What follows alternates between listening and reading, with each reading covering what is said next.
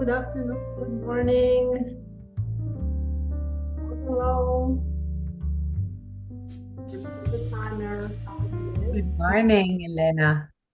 Good morning, Denise. Hello, hello. Hey, how are you? Hi, hello. Donna. Hello, hello, Elena. How nice to see you. How are you? Good afternoon, good morning. Hello. Good morning, Elena. I think I have a Good morning, background that Elena. is not right. Good morning, I'll Denise. change it. Good morning, everyone. Hey, how are I'm going you? to appoint some of you to be my co-host. Hello, hello, Elena. How nice to Morning. see you. How are Hi, you? hi everyone. So nice to see all of you. Wow. We are early, but already a lot of people. We can Good begin morning, now. Elena. I think I have Good a morning. Good morning, background that is Elena. not right. Good morning, I'll Denise. change it. Good morning, Hey, everyone. how are I'm going you? to appoint some of you to be my co-host. Hello, hello, Elena. Okay.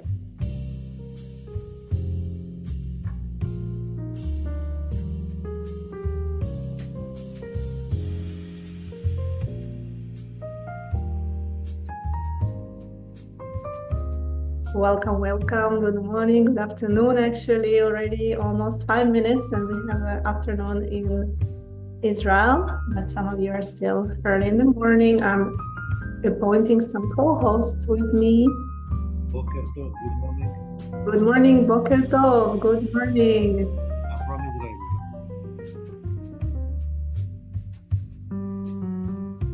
So we are 5 minutes away from the beginning.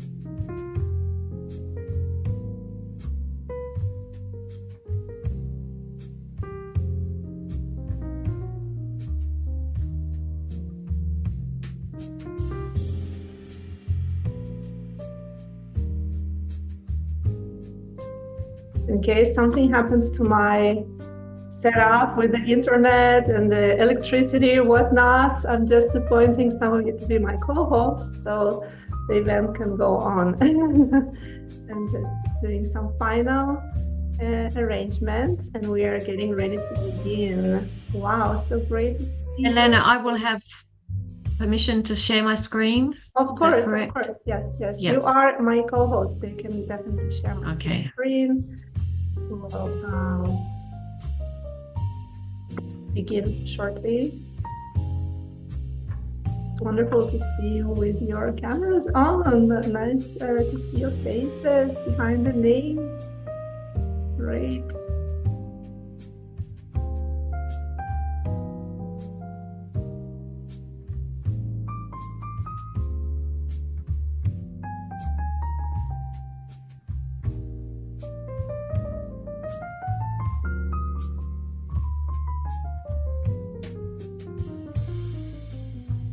Kostas, good morning. I'm making you my co-host as well.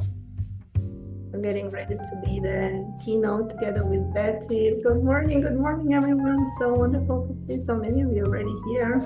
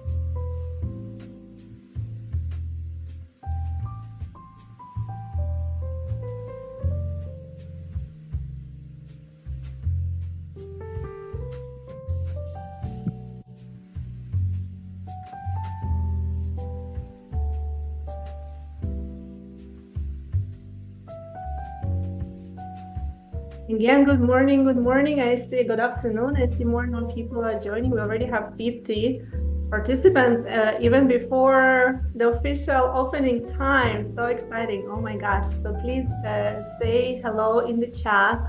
Maybe write which country you're joining from. We would like to see the geography of who is actually live with us today.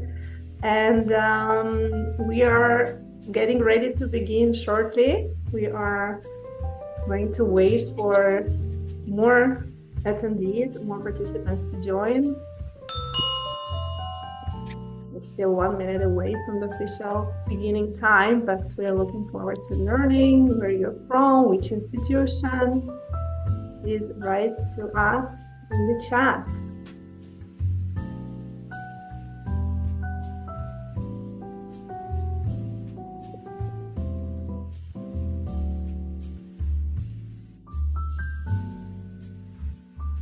Hello, hello, good morning, good afternoon. It's 57 and it's 12. So we are going to wait a little bit. Like in many European countries, I'm going to stop the music. Hope you enjoyed the lobby introduction music. Okay, so now it's stopped. I'm still sharing my screen saying welcome to our Internationalization Online Study Day. We are very, very excited and very happy that you are here with us. Today, we have already people from Latvia, Israel, of course, Tel Aviv, Gordon, Ariel University, Thailand, Australia, oh my gosh, India. I'm telling you, the map is all over the globe. It's really an international event. We are so excited to see you here. So keep writing your country, your institution. We are happy to welcome everyone this morning, this afternoon, this evening, depending on where you are. Okay, so we are going to wait just a little bit before the actual official opening because more and more people are going to be joining us.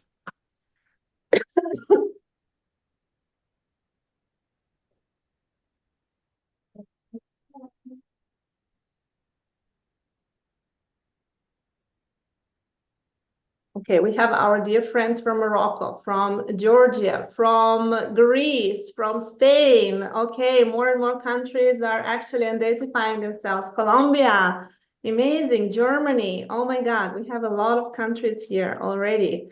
But of course, many of the participants are going to be from Israel. We have Kosovo and Nigeria. Wow, such a wide geographical coverage. We are so excited you received our invitation. Uganda, excellent. So Sapir Academic College has organized this wonderful event to promote internationalization of higher education. I represent Virtual Exchange Center, and we are here also together with the Impact Virtual Exchange Erasmus project, with a lot of partners from different institutions, different countries, all join forces to actually make this day an interesting, informative, and successful event for all of you to enjoy, to learn something new, hopefully to get inspired, to meet each other, to network, maybe to launch some new international initiatives. So let's see, we have more people who are joining and writing where they're from. 80 people already on Zoom with us. We have, again, a lot of people from Israel, Slovenia, some new countries, Uganda, a lot of Israel, of course. And please keep writing your institution, where you're from. You can also respond. There is a way to also comment on each other's comments. So we are really, really happy to welcome you all. I'm going to walk you through the program briefly, and then we will begin the official opening. Okay, so we are starting already. We are not going to wait because people will come and go. We have a very rich program for you to enjoy. So our keynote is supposed to begin in 7 minutes, but it can, go a little bit more flexible because we do want to hear from the Vice President of Sapir Academic College to open this event. Professor Omri Herzog will begin in a couple of minutes. we are still waiting for all of the registered participants to join. So our keynote is going to be by Professor Betty Lisk and Professor Konstantinos Pedritis. So Betty is from Australia and Konstantinos is joining us from Greece. I hope you're in Greece. I don't know, maybe you're in another country. You've been traveling, Kostas, so much. Who knows? Who knows? Somewhere. Okay. We are going to have a short break after the keynote session and then come back at 1:30 Israeli time, which is 12:30 Central European time. Then we will have two parallel sessions. One about Erasmus. Not everyone knows what it is and what it offers. And it's something that for me personally has become a huge career leap. As I said, I represent Virtual Exchange Center Impact. I'm also an academic. My name is Yelena. I'm your host today, trying to manage all of this running smoothly. So welcome and nice to meet you, those of you who don't know me. So our parallel sessions will be one about Erasmus, and the second parallel session is about tips for developing and implementing successful international projects, which can be both Erasmus and beyond other projects as well. So Professor Rhonda Soffer will walk you through some tips for development of successful international initiatives. And Einav Livne is the head of the Erasmus Plus National Office in Israel. She will, as a best expert here, we have walk you through some benefits and opportunities that Erasmus Plus offers you as academics. So we are actually expecting many of you to be lecturers, teachers in higher education, maybe some administrative representatives, but mostly we hope to give you some tool set and a toolkit for developing your internationalization, whether you are new to this field or whether you already have experience. And then we have those parallel sessions addressing different kind of level of proficiency in our audience. So after the virtual lunch break, we will have another two workshops running simultaneously. I know it's very hard to choose where to go. All of this is very, very interesting. So one workshop is going to be offered by Florida University, Florida International University guests, Gabriela Mendez and Alonso Cruz. They will walk us through some tips on networking, academic networking on LinkedIn. And actually, not only that, you will also learn about COIL, what COIL stands for, how to actually develop your collaborative online international learning experiences as a teacher, as a lecturer.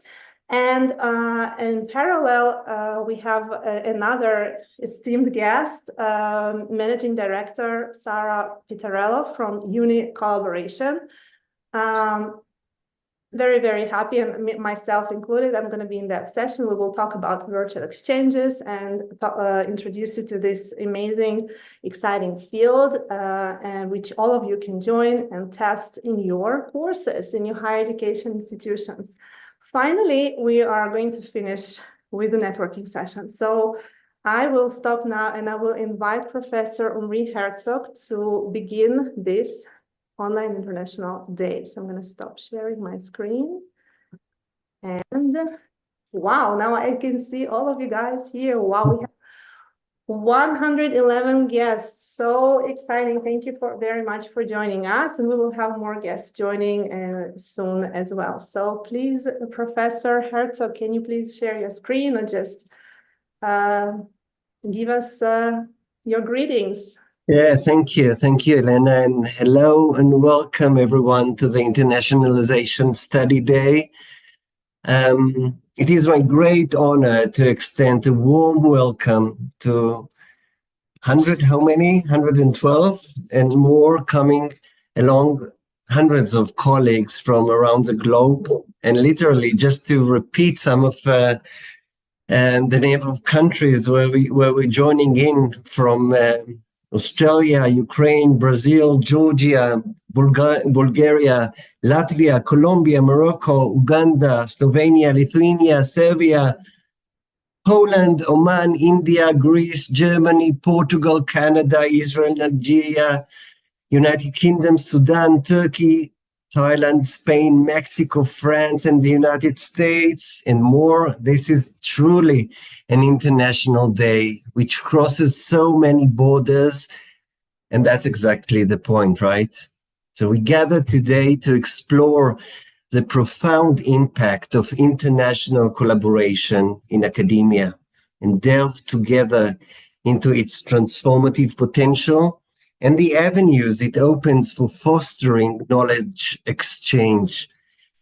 And as for my last sentence, let me assure you, when asked to talk a bit about the importance of international collaborations in academia, I felt a strong urge to use ChatGPT, but I resisted it. So I want, first of all, to thank the speakers and the participants, and especially the organizers. Limor Flatner-Faran, the head of the Internationalization Unit, and Ravid Tahar, the head of the English department, both from Sapir College, and Dr. Elena Mizrahi, an expert in virtual exchange. Thank you for making this day happen. As you may know, Sapir College is in the heart of the Gaza envelope, and with more than 10,000 students and staff members from diverse backgrounds, including Jews and Arabs, we were in the eye of the storm in that corner of the world, and still are. And I think that for us, the imperative for academic international collaborations has never been more crucial. Those collaborations serve as a linchpin for transcending geographical boundaries, bridging cultural divides, and harnessing collective research and thinking to address the challenges we face. And it's only through the synergy of diverse perspectives that true innovation, progress, and tolerance can emerge. And I swear it's not the ChatGPT speaking, but rather my conviction. I truly believe that, and I'm quite confident that we all share this belief. So I wish us all a fruitful and meaningful study and networking day. Thank you for joining. Thank you very much, Professor Herzog. Thank you very much. We are going to begin with our keynote speakers. We have Professor Betty Lisk, an emeritus professor in education at La Trobe University at Melbourne, Australia, and an internationally recognized scholar and thought leader in higher education internationalization. She holds honorary positions in the Center for International Higher Education at Boston College, the Center of Higher Education and Internationalization in Milan, and the Center of Internationalization of Education, Brazil, Australia in Brazil. I will stop reading. She has a very long, interesting bio. You can go and read about her. I will also mention that Kostas will follow Professor Konstantinos Pedritis from Hellenic Mediterranean University, Vice Rector of Internationalization, will follow on this interesting topic. Internationalization, the curriculum towards a better world. Thank you, Betsy, please. Elena, before we start, are you going to record the session? Yeah, it's being recorded on YouTube, but yeah, we'll Excellent. now begin with the official recording in the cloud as well. Thank you very much. Well, thank you very much for the very warm introduction, Professor Herzog, and also to the organisers for inviting me to be part of this very special day in a very special part of the world.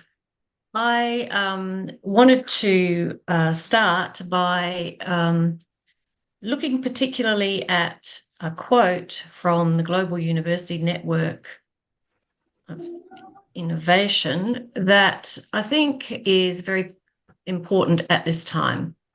You see, it was written or published in 2017, but it was a call, an early call, I think, for universities to take up the challenge, one of the challenges of our times, around social inequality, poverty, environmental deterioration, immigration, global citizenship, peace, world and a call for higher education institutions to really focus on different sorts of things, perhaps to what they had traditionally been thinking about in terms of internationalization, but also more generally. So I'm having trouble with, there we go. So here's the outline of the session. I'm going to talk for about 20 minutes, and I would hope that we can have some good questions afterwards. I'm really focusing today or tonight, tonight for me, today for you, on the maturity of the study of internationalizing the curriculum that has come a long way in the last decade.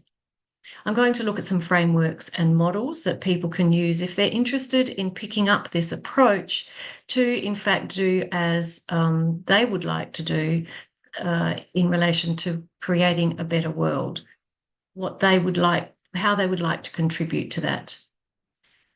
I will be talking a little bit in the first instance about a recent scoping study that was published on the development of the field of internationalization of the curriculum.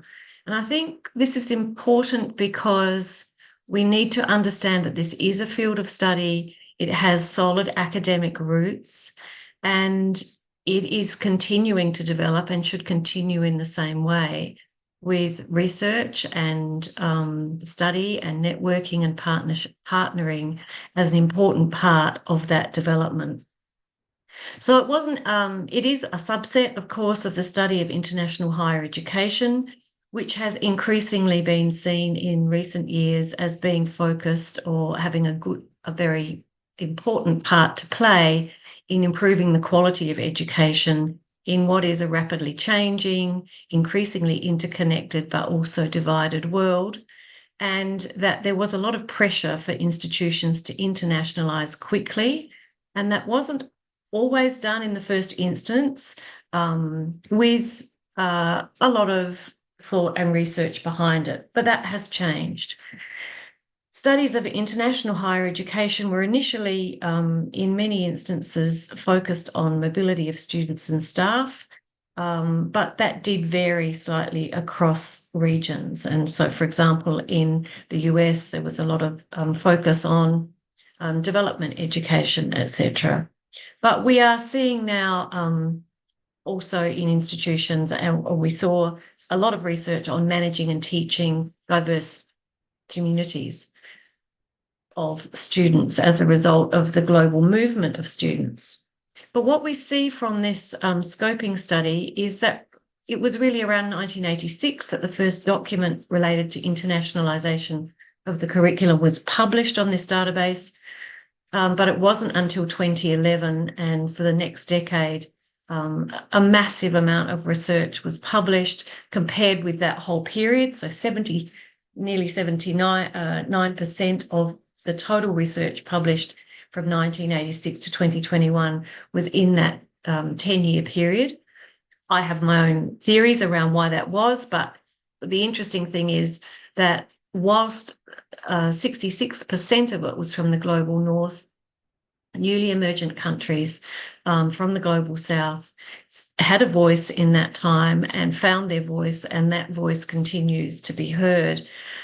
We still have a path to tread in relation to publication in languages other than English, though. What that article recommends is, or highlights, is the most widely accepted and comprehensive definition of internationalization of the curriculum. Does not mention mobility, but it does mention learning outcomes, assessment, content of the curriculum, pedagogy and teaching methods, and also support services. So it's a holistic definition, and it has a lot of space for interpretation. We're going to talk about how that space has been filled in part by some frameworks and models and work of giants who have done this work in institutions that are online now and that you'll be hearing from later. You're all part of that movement. So they also recommend it is time to have people move away from some of these more traditional forms of internationalization of curriculum and broaden out. Thinking about how to maintain those perhaps, but also how to build on them and move into different sorts of work. Of course, we saw also changes in other areas and other literature in the internationalization of higher education, with the redefinition of modification of Jane Knight and Hans de Witt's definition that many people used up until 2015, to one that includes the notion of all students, the global dimension, as well as the international and intercultural, and very importantly, that notion of universities making and internationalization of higher education, making a meaningful contribution to society. This increased emphasis on the social responsibility of universities has taken on not just a local and international flavour, but also a global flavour.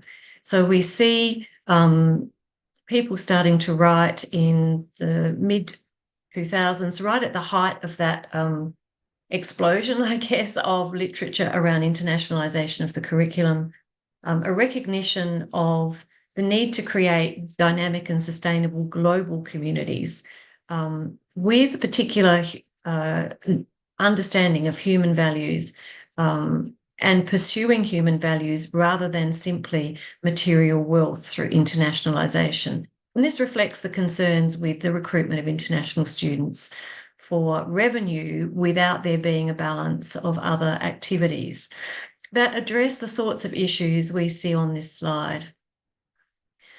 The higher education curriculum has increasingly been seen as a way to tackle these wicked problems that in a super complex world where sometimes it seems like there is no solution. And this has been argued to be possible through preparing graduates to be professionals and citizens in this super complex world. So this is where we sit in terms of the values that drive internationalisation of the curriculum in recent time. So we're seeing this important movement to thinking about all students, and that means mobility is important, of course, but how do we provide, if not an equivalent experience, one with equivalent learning outcomes for all students at home? And we see people starting to pick up themes that resonate with them as part of this focus on the internationalisation of higher education, the human values, and the power of the curriculum, the power of education. And we see here on this slide a reference to actually the tagline for Florida International University's strategy around global learning for all. So I'm pleased to know that those people are on the program later today. We start to see people talking about internationalisation of the curriculum at home in Europe as at the same time as in Australia and Canada in particular, we were focusing on talking about internationalisation of the curriculum. But also we see people thinking about not only what students will know, so not just the content and not just the preparation for the professional role that they'll take on, but who they will be as people, as human beings, and as serious actors with agency in a globalized world. Now, that's a big ask. We're looking at big picture questions here. We're looking at hard questions. We've recognized that they're super complex and that there may not be any easy solutions. And in fact, any situation can be read in very many different ways. We therefore need an agile curriculum, one that we can modify and adjust with thought and care, because this is an important function of higher education. So I define the curriculum in higher education there have been very few studies on the curriculum actually in higher education. Most of the studies have been undertaken in the schools sector and sometimes in the professional education sector. But the curriculum in higher education as being the result of connecting teaching and learning in the formal curriculum, that is what happens in programs, in the co-curriculum or in the campus-based activities and programs that are run outside of the formal program but sometimes connected to them, and the meaningful education experiences that students have across their entire life cycle as to prepare them for life as professionals and citizens in this super complex world. Now, so I did some research in 2010, funded by the Australian government, to look at how academic staff in institutions in Australia, but also beyond. So it was an international project, although much of the funding and much of the work was done in Australia, that context matters, that people in different institutions with different priorities really looked at internationalizing the curriculum differently, but most of all, people in the disciplines had very different approaches. So people in health sciences, for example, were looking at internationalization primarily through often the development of student skills to work with patients from diverse backgrounds, to work in multilingual situations, perhaps where English wasn't the first language and they would need to communicate with people in different ways. But we've also found that the context of time, what is happening in the world at this time, what some of the situational obstacles and enablers are, what some of the economic situations and also the political environment is like, also have an influence on what people are thinking about in relation to how they might internationalize their curriculum. That's not to say they're thinking about it automatically, but if they're asked how to do it, where would they start?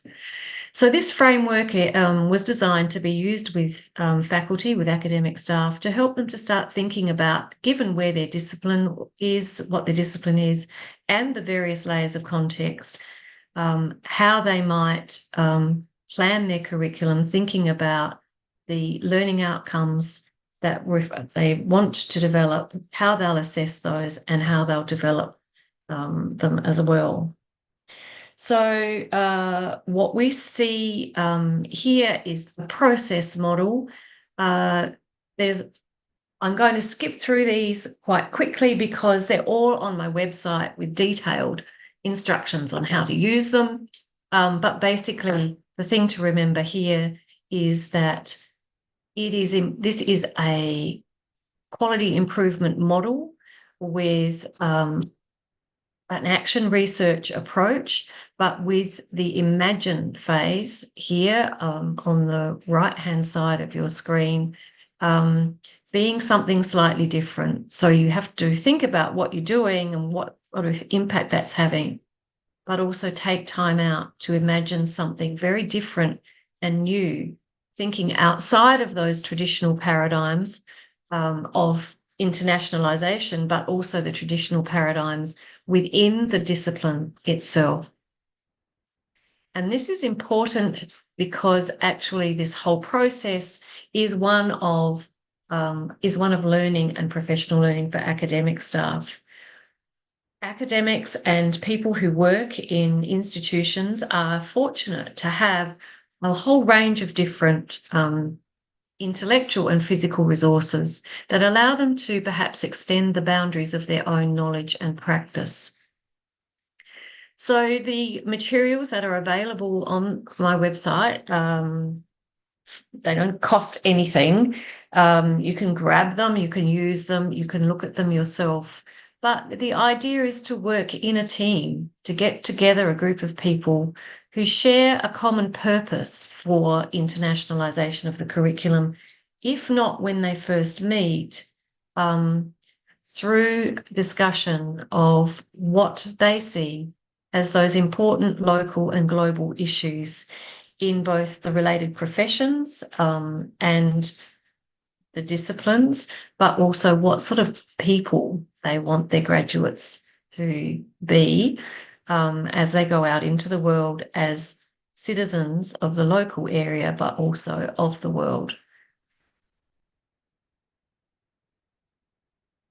There are 5 things I think that we can do to move forward, and they really start with understanding the current state of what you're doing in your context. So this is a starting point, and really having conversations about, well, if it's not mobility, what is it? And if it is mobility and we've got a great mobility program or we've got a great virtual exchange program, but not everybody is involved in it, how can we bring some of those students' learning into the classroom for all students? And that might be a very simple solution for some. It might be those students who return from a mobility experience or who have been involved in a virtual exchange share their learning with students in the classroom who have not had that experience. So they get a benefit for sharing it, but also other students are encouraged to move into that space themselves. So engaging key actors and stakeholders and taking careful and strategic action is really important. I'm going to just finish with these 5 things that have worked in this process, as many people have written about their journeys in internationalizing the curriculum. Finding time for negotiation, discussion, debate, critique on the assumptions that we all have and that it's very difficult actually for us to identify.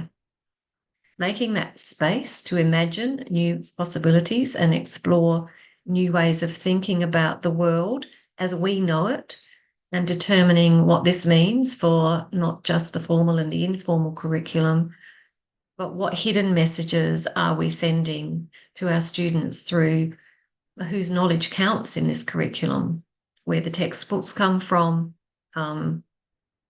and thinking about distributed leadership that is focused on problem solving and mutual inquiry around what does internationalization mean in this particular context right now, where context has all of those layers.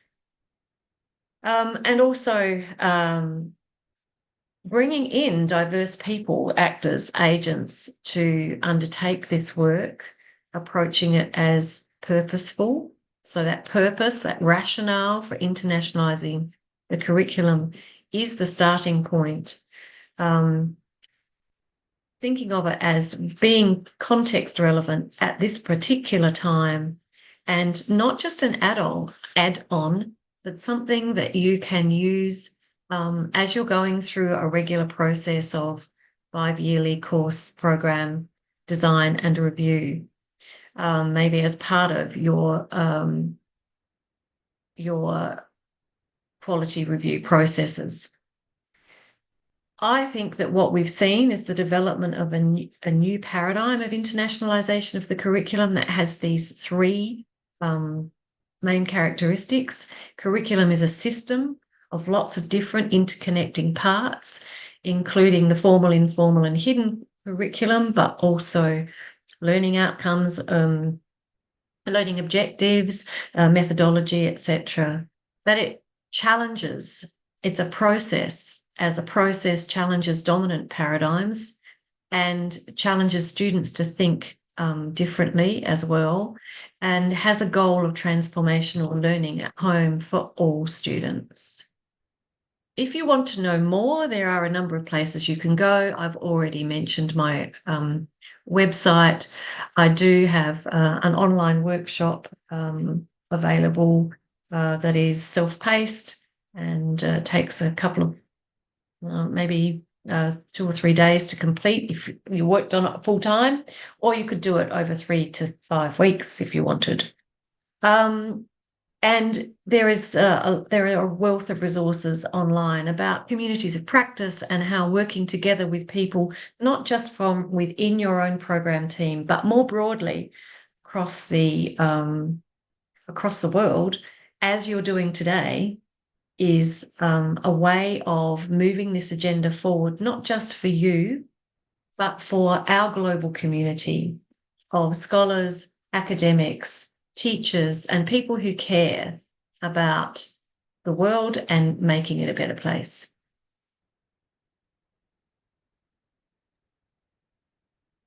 Wow, thank you so much, Professor Liz. This was really, really interesting and inspirational. I love the title that you came up with, Towards a Better World. I think this is a slogan to what we're doing here and what internationalization is all about in higher education, I guess. I would like to ask if there are any questions from the audience. You can unmute yourself and comment or ask. Also, feel free to write your insights, comments, ideas as we go in the chat and in the Q&A, and I will then address. Even if you have to go, we'll have something to begin our discussion with.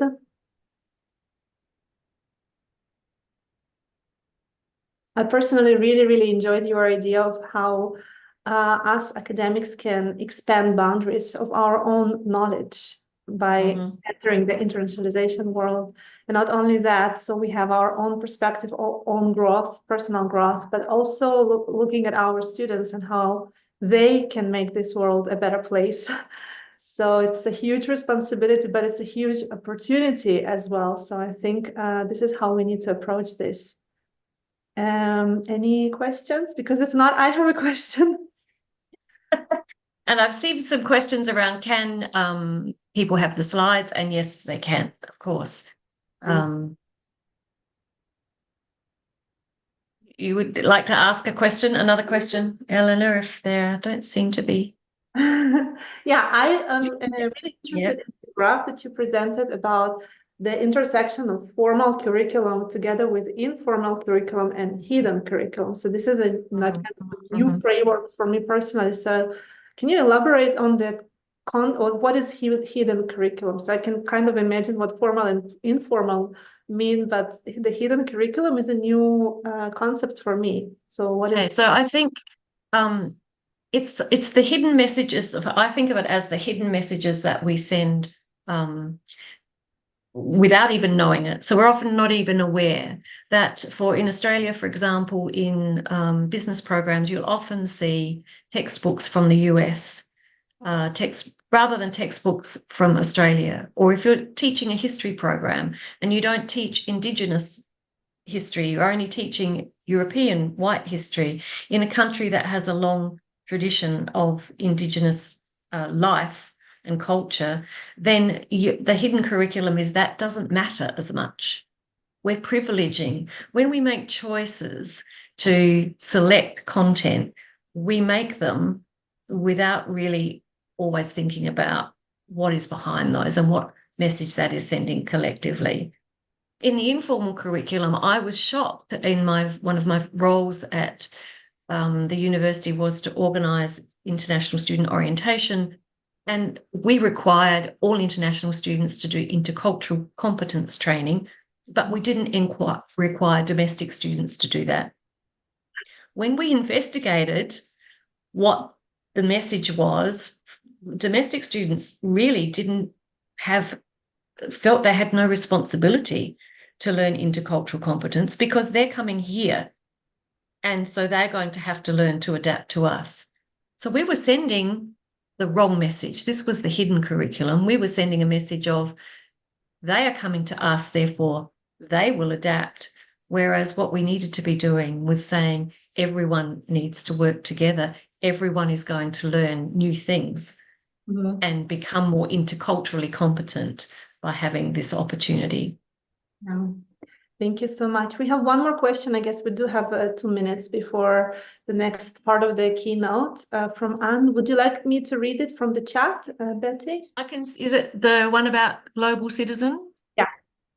Yeah. Let's maybe so you read it. You read it. Yeah. Okay. So I was wondering about the term citizen, preparing students for life as professionals and citizens. Is it connected to the intercultural citizenship concept of Michael Byron?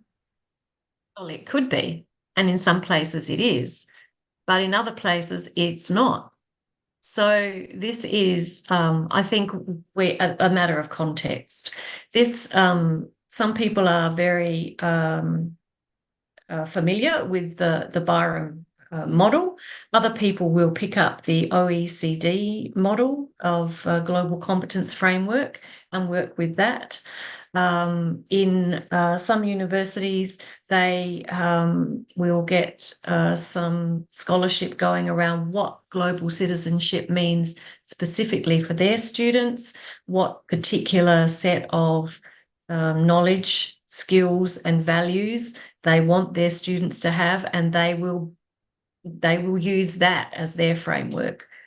So as if you were doing a PhD on a topic, you choose what your framework is going to be in teaching as well.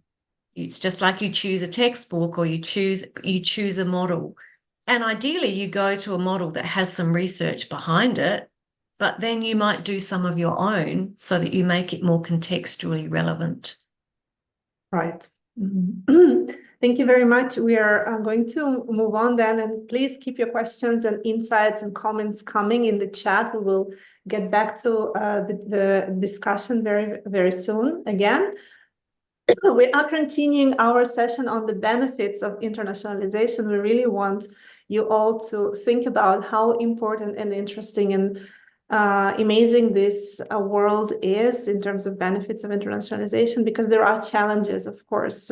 You know, we could have done maybe a weekly session about the challenges. We want to focus on the benefits first to actually make you want to join this internationalization world. And Professor Petrides will be next, and from personal growth and empowering our students to become better prepared professionally and as citizens, we're moving on to more benefits. And Kostas, the floor is yours.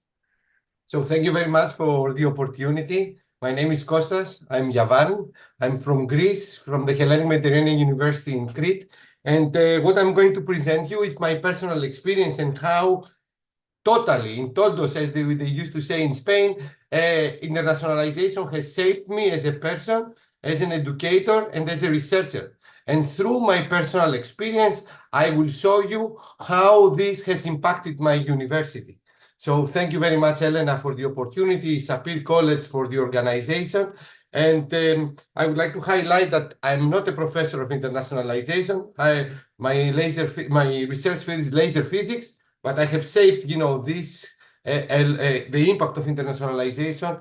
It was played an important role. So congratulations, first of all, for this organization. I'm encouraging all of you to stay until the end, because we have to learn a lot of things, and this is the meaning of internationalization, as very nicely Professor Betty List has revealed during her presentation. So this is the outline of my talk. So I will move on very fast, because a lot of definitions about internationalization has been revealed through the previous speaker's talk. So for me, internationalization is a culture. It's not, of course, numbers support the implementation of this culture, but for me, it's a culture, and this is a challenge, but also an opportunity to transform your university totally, and make small universities like mine to be able to collaborate with the giants. And this is what I'm going to describe to you right now. For us, and for me personally as a teacher, internationalization is the best assessment tool. It's the best assessment tool regarding what I'm doing, how capable I am, what my university is doing regarding curricula, doctoral school research, implemented research processes. This is the best, because the reference is the global. The reference point are the global developments. And in order to be competitive, in order to get improved, it's not what do you say. You can say whatever you want about yourself or about your institution. It's like, how do you compare yourself with, the global reference? According to EU, and according to European Union, we have the numbers that define the performance of a university regarding internationalization. Of course, staff and student mobilities is one number. The other one is the participation in international programs, development of joint and double degrees as an initiator for more mobilities, but also as an indicator for more international collaboration, the support that you provide to the incoming student, and the participation in distributed research facilities, if we are going to talk, because for us, research is a part of the internationalization, and of course, co-publications with other colleagues on abroad. This is according to the key performance indicators that the European Commission has provided to us in order to evaluate the internationalization. The aims of my presentation I already mentioned is like to share my story and of course listening your stories in order to get improved, but also to show to you the impact of internationalization in all levels, personal and institutional. So the benefits of internationalization for individuals are numerous. I will start with the cultural competencies, soft skills. That one of the questions was about soft skills. Internationalization is the playground of soft skills. I'm going to tell you my personal story. I thought that, Greeks are the smartest people. And the first time when I went to St. Andrews in Scotland, I discovered definitely we are not. Okay, so I have, a lot of, stories to tell you later on, but definitely the cultural competencies. You learn how to speak through email, through personal interaction with Swedish, with German, with Israelis, with people from Morocco, with all over the world. I mean, it's a different, you learn how to communicate. You learn how to reveal the message that they would like to say to you and how you should engineer your message in order to have an impact to all the culture.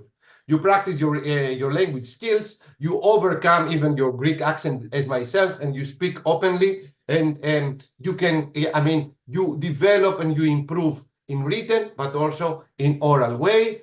Professional development, you're building your network, you are making co-publications, you are creating new professional colleagues, you are attracting funds, you collaborate through publication with other groups, and you are bringing new ideas back home.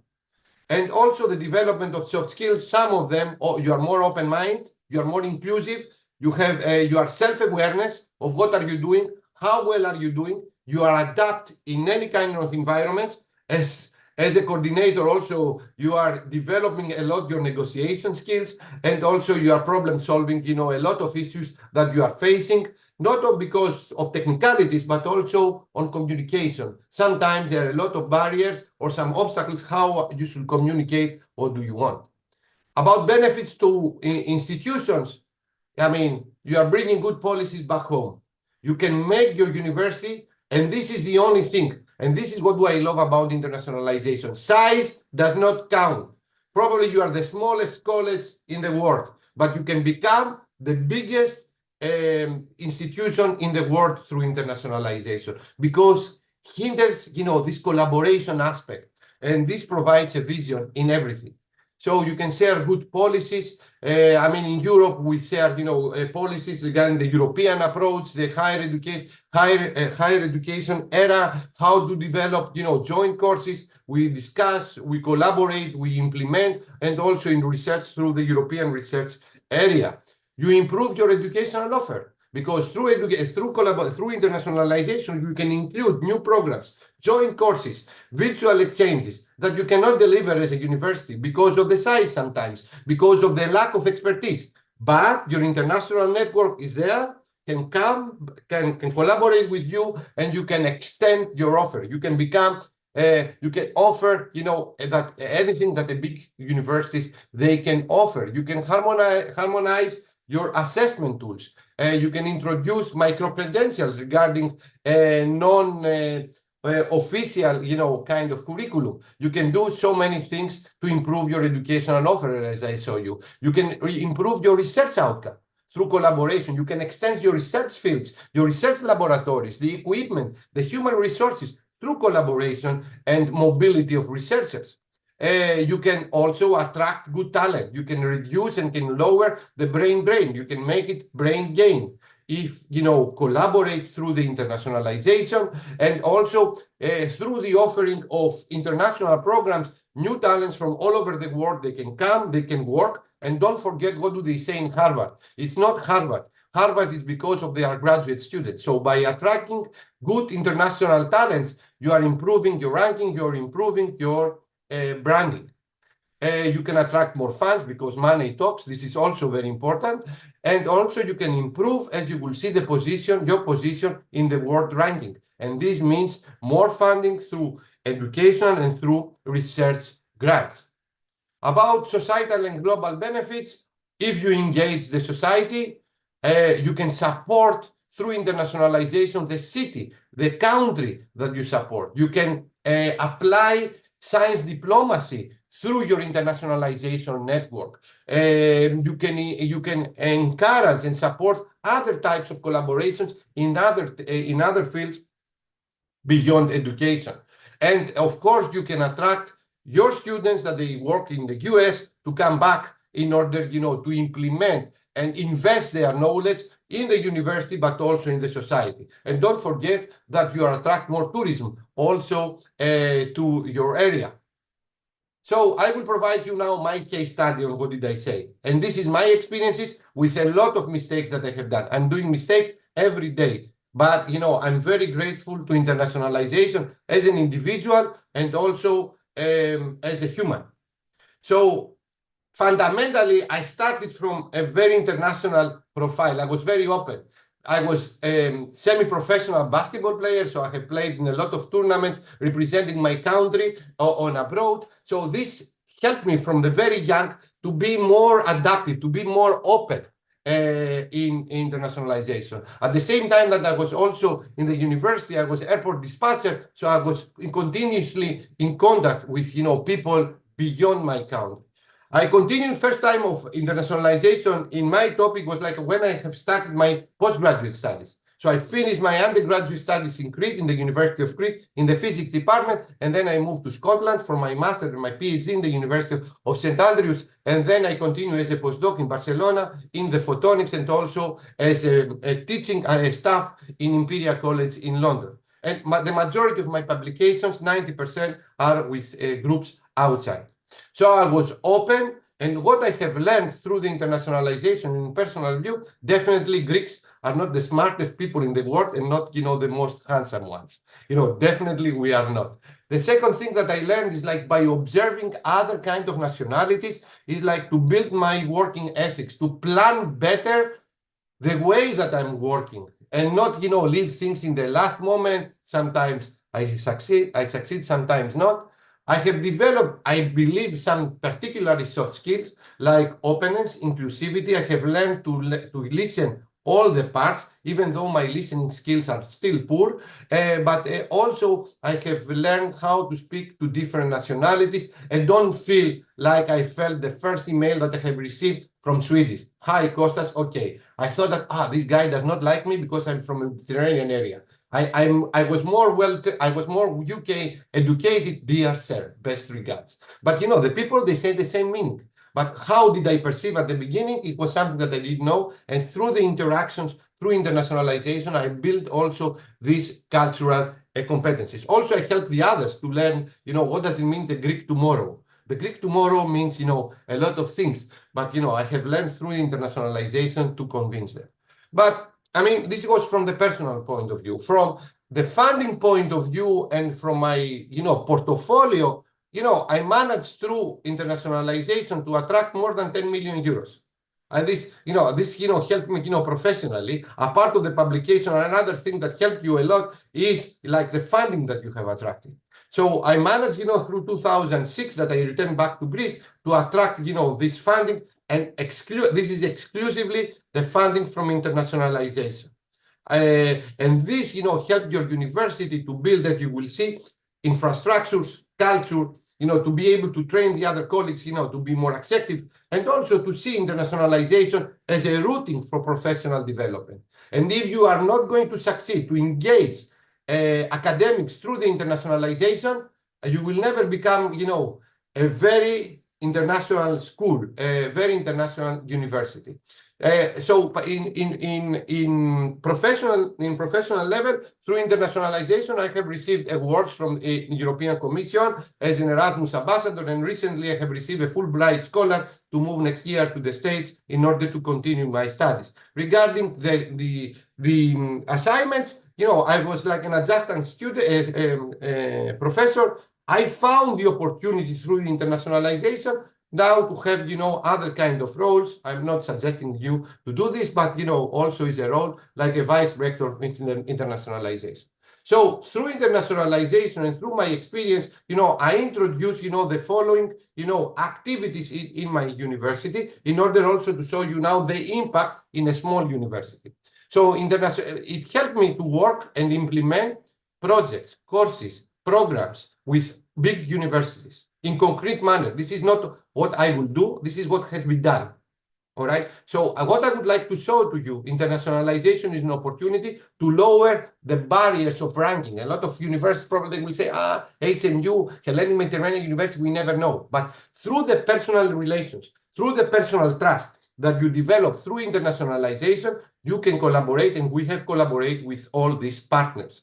We have, during the COVID-19, and Betty mentioned about challenges, I have experienced this. We were the first university together with a lot of colleagues from Israel. I can see Eli here in the audience. I can see Ron Blonder from Weizmann. And we worked together, and in the first week of the COVID-19, we implemented 24 hours of training on how can you challenge and what kind of pedagogies and technology you should use in order to teach under COVID-19 perspectives and barriers. I have worked together with Cologne Institute of Technology on how to learn online with the students, from your country.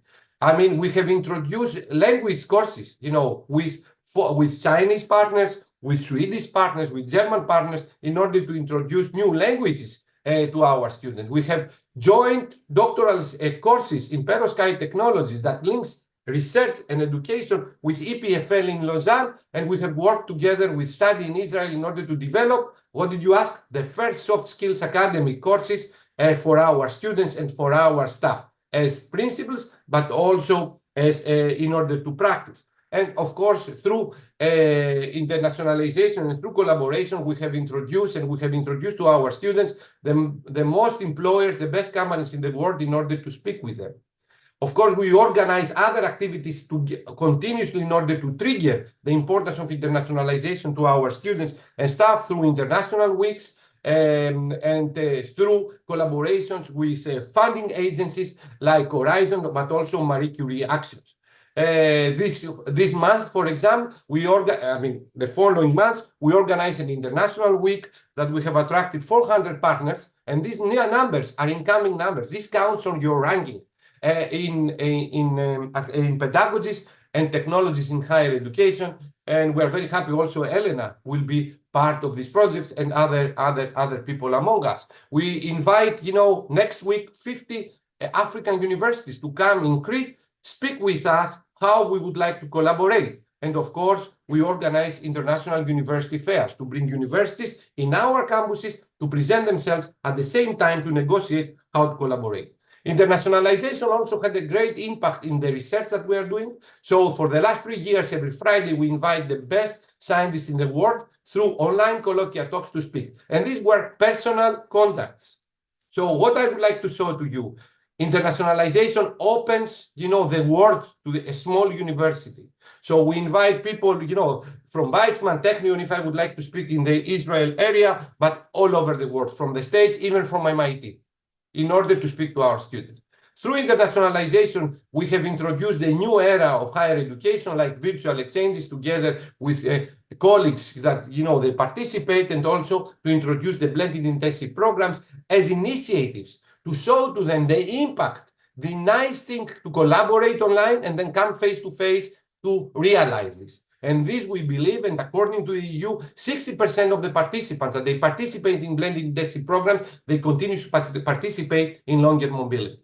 Through internationalization, we have introduced, 3 international joint master degrees, one in laser fusion, like the PLAPA, together with the Nuclear Agency of France and Imperial College in London, the Organic Electronics Master Degree together with Technion regarding plastic electronics. We are part of the European Universities, Athena, and we are very proud of this. We are very active in capacity building projects, and I'm very honored also about the IPEN that, built nanotechnology and lasers as a national project with Israel.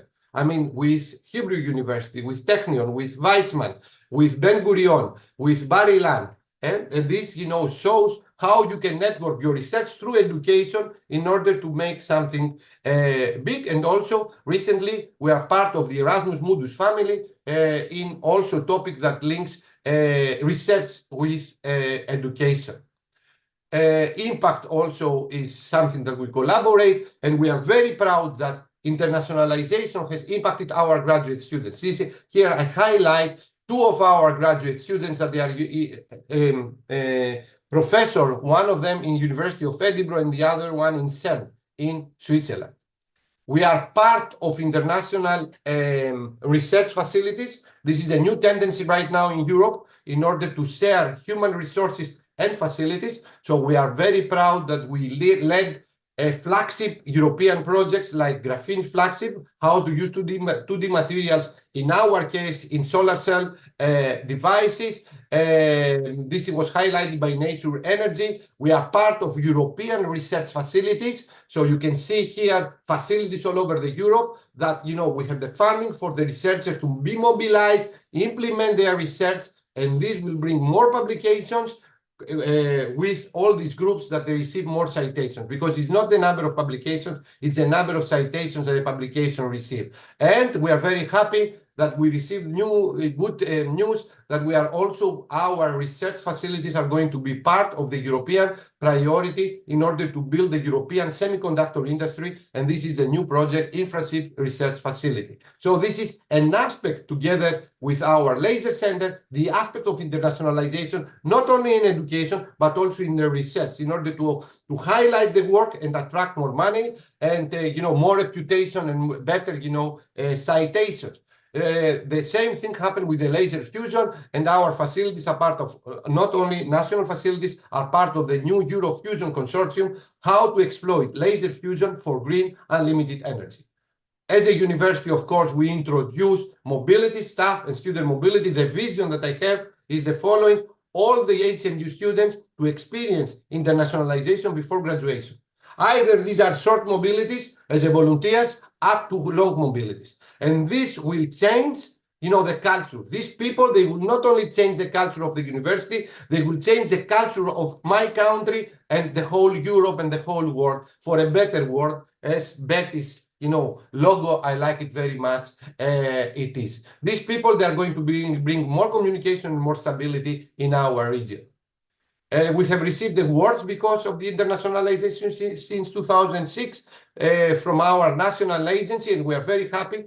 As a small university that in this year, in Greece, we were the first one regarding the increase of incoming staff, the increase of incoming students, and fifth in absolute numbers among 25 Greek universities. We have initiated, and this is also an opportunity, and this does not depend on the size, the first things in Greece. And this, I would like you to keep it into your mind. If you are the first that you introduce something, always you are going to be a reference point, even though that you are not Weizmann. And keep this, your eyes open, have a vision in order to exploit internationalization. And also we received this nice message from our national agency, how good practice HMU is through internationalization, and this highlighted in the national level as well. Challenges, a lot. And the biggest challenge is to change the culture of academics. I am an academic. So to show to them why it's important. This can be happen in a good way or in a hard way. So in a national level, I promote, the initiative. No one is going to get promoted if you don't satisfy a threshold. A threshold regarding internationalization, teaching in English, collaborating with other people, initiate more mobilities. This should be as a threshold. If you don't satisfy this, you cannot be promoted.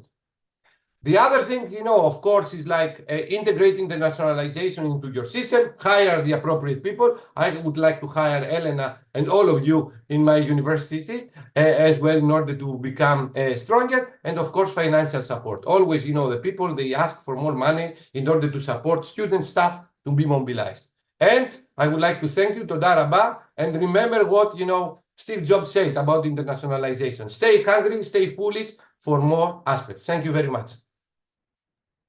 Thank you very much, Kostas. Really, really inspirational. I think all of us are energized. Thank you for your energy and such interesting stories. I mean, if you haven't bought the idea, I don't know what can sell it to you. It's the best, really, such a wide opportunity of opportunities again, right?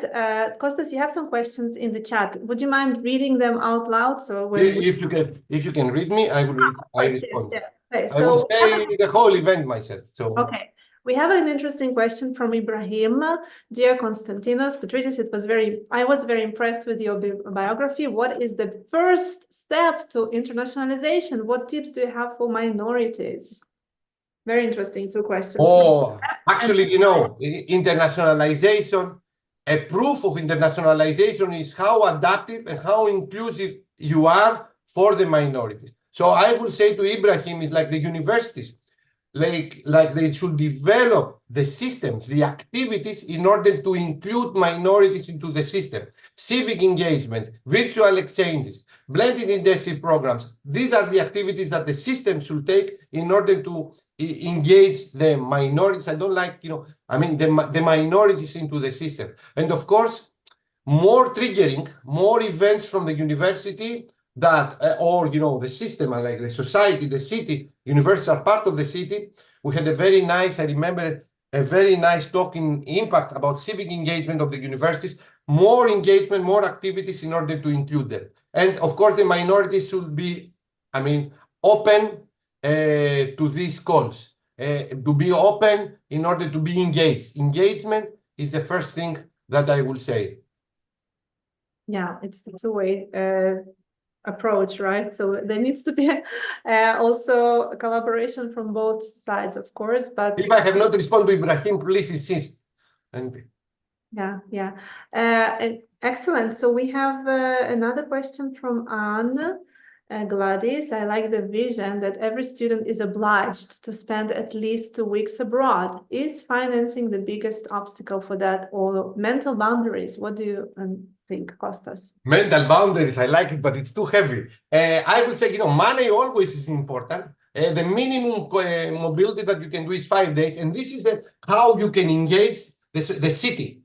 Because if the city can finance the universities in order to sponsor some of these mobilities, the town halls, they know that these students, they will come back later on. They are going, let's say to Germany from the small college that you are in Sapir, they will go to Germany or to the States, and they are going to disseminate, the Israeli values or the area to their American students. And then they will come back in order to invest their knowledge, but they are going to bring back, more, people to visit the place. So I will say money can be found, but you need to engage the appropriate stakeholders. And I think, no, it's not only industry. It's like the local authorities that they should be engaged in order to sponsor these short mobilities. And the short mobilities, according to the EU regulation, can start from 5 days. They can go to 1 month, but let's say mobilities from 5 days up, to a semester. And also don't forget, I remember, my wife was a partner in Boston Consulting, and always they were checking through the interview the volunteer job.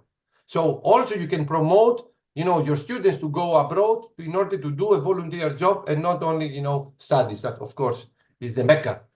It's not only the Mecca, but you explain to the students why you should go abroad. Yeah. Very, very interesting, and I agree with that.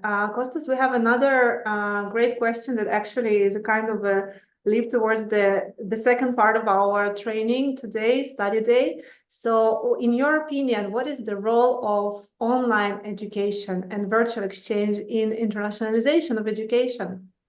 A question by I will say, of course, I'm experiencing new things every day. So for me, virtual exchanges is a great initiator in order to inspire the people to overcome the fear to speak, to overcome, I'm coming back to Ibrahim also question, to make people to interact, to communicate, what we represent, what we are doing. It's like a great tool in order to let people communicate under crisis. Like how is to teach under crisis, how is to teach, under bombardment, under isolation.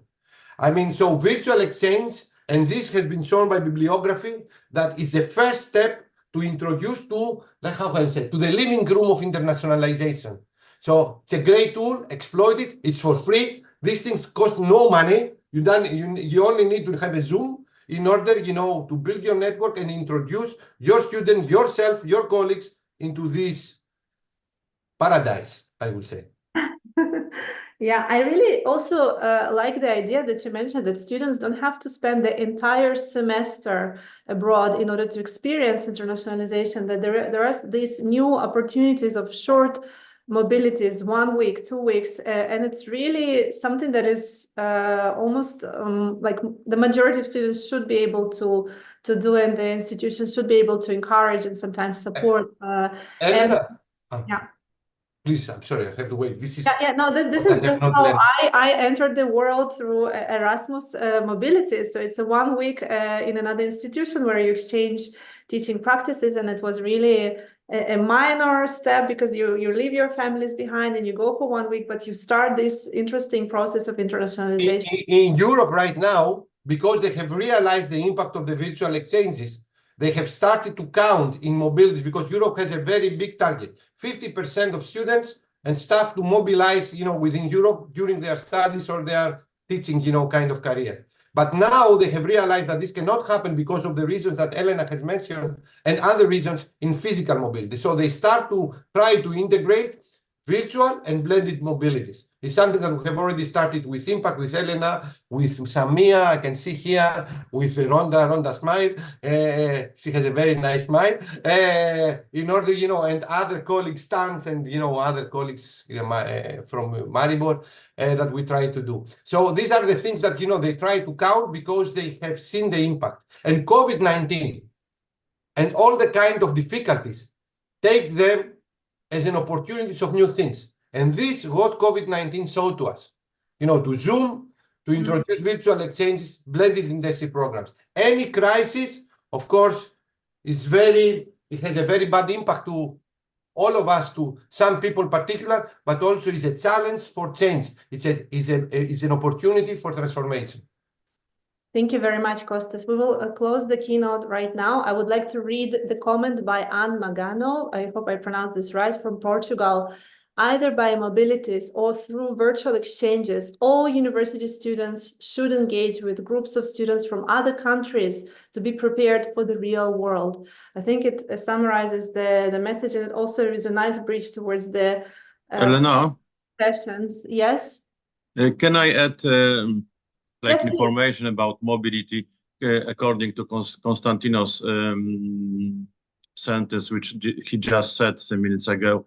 Yes. I think virtual meetings are good, but virtual meetings mobility is like eating online. You can see the food, but you don't touch it, you don't smell it. We are doing a lot of mobility, and I also think that it's important to meet virtual. In our project, we meet virtual with the partners every month, but it's not complete, it's not the same if going somewhere, meet people, spend time together, make some research, make some fun. So it's completely different.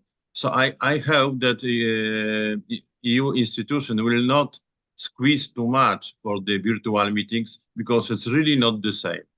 And I believe in contact which you have in each countries. We have even here in Poland, in Warsaw, in my projects, we have like 2 meetings in real life, but we have also very often the virtual meetings. They are very important, especially during COVID time. It was good connection, but I'm sure that it's not the same like face to face. No. We are not. Let me correct something. I never say that they are the same. I said the opposite. I said that virtual exchanges can initiate the physical exchanges in order to reach higher numbers that now I cannot pronounce your name, Professor, I suspect Dabrowski, is like, now we are below. No, I'm just only president of small foundation. Okay, I'm not whatever. You are professor. a colleague. You are a colleague. So Okay. I said the opposite. No, I know, but it was not message like to you, opposite to you. It was elite afraid, elite scared that EU institution sometimes they going too far with political correction. It's like go by train to Portugal because you must be eco-friendly, or go or meet virtual because you use too much petrol to go somewhere. So it must be. We call it gold balance. I believe in ecology, but I believe also that we have to do what we have to do. And so it was not connected with you, only about, sometimes it's, we can see in documents from EU that, about ecology or about that kind of thing, that you shouldn't travel so much, that maybe better to change for virtual meeting. I think we should make balance. It should be, sometimes it's good to make virtual, but for sure we can't avoid the meeting in real life. In order to respond also to one, I would like to defend a little bit, the EU and the EU approach in order to promote, in order to increase the physical mobility. Sometimes in order to do something, you need to vision it. You are not doing something if you are not, imagine the things that you would like to do. So sometimes to eat online, in order to it's like a dream, a vision, in order to eat in a very nice restaurant. However, also Erasmus and EU represent three things: inclusivity, equity, as well. So virtual exchanges provide the floor, as Ibrahim has asked me, to people that they hesitate because of a lot of reasons to mobilize, to be introduced themselves before they will do the physical mobility as well. Sometimes also some students, because they are working, they don't have the funding, they can collaborate and they can be introduced themselves and experience, partially, what is internationalization. So there are a lot of, things to say. Of course, I totally agree that as the physical mobility, to be together, nothing compares. But also virtual mobilities are doing, they have a great benefit to the stakeholders. Wonderful, wonderful. We all agree, I think, and we will also agree to have a very short coffee break. Virtual coffee, unfortunately, no coffee offered. Really, 14 minutes break, and then we will come back.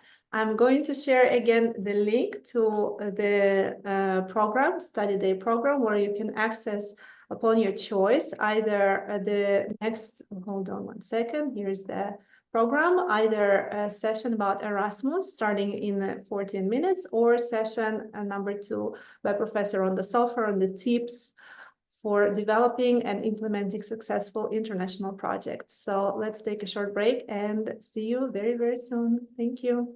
Just one more thing, there's a link to a survey that if people are leaving, please fill it in. We need it for our impact program to assess the study day. So it's really, really important. I've been throwing the link all the time because people come and go, but we appreciate your spending the 5 minutes to fill out our feedback survey. So thank you. And you can even fill it out if you're going to be leaving soon during your coffee break. Thank you very much. Yes. Okay, I'm going to stop the recording and continue it shortly. Okay. Thank you very much to our keynote speakers, both Kostas and Betty. You were exceptional. Thank you so much. Really warm wishes from Israel. Absolutely. Thank you very much. Well, thank you both from Portugal. It's been wonderful to listen to you. Thank you. Yeah, thank you. Thank you. No one wants, some people don't want to go on a break, they want to network. That's understandable. You can also maybe just drop something in the chat if you want to leave your email address, exchange ideas. I will soon show you some more resources how you can follow up and continue conversation. Thank you. Thanks, Elena.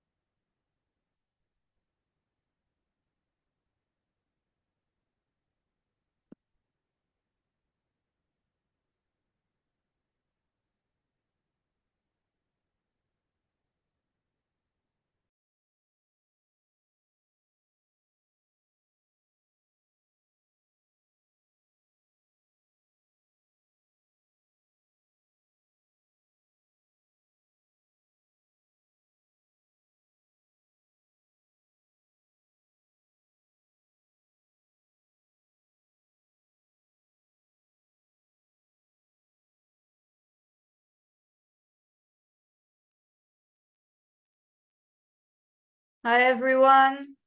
Einav, you're here? Einav?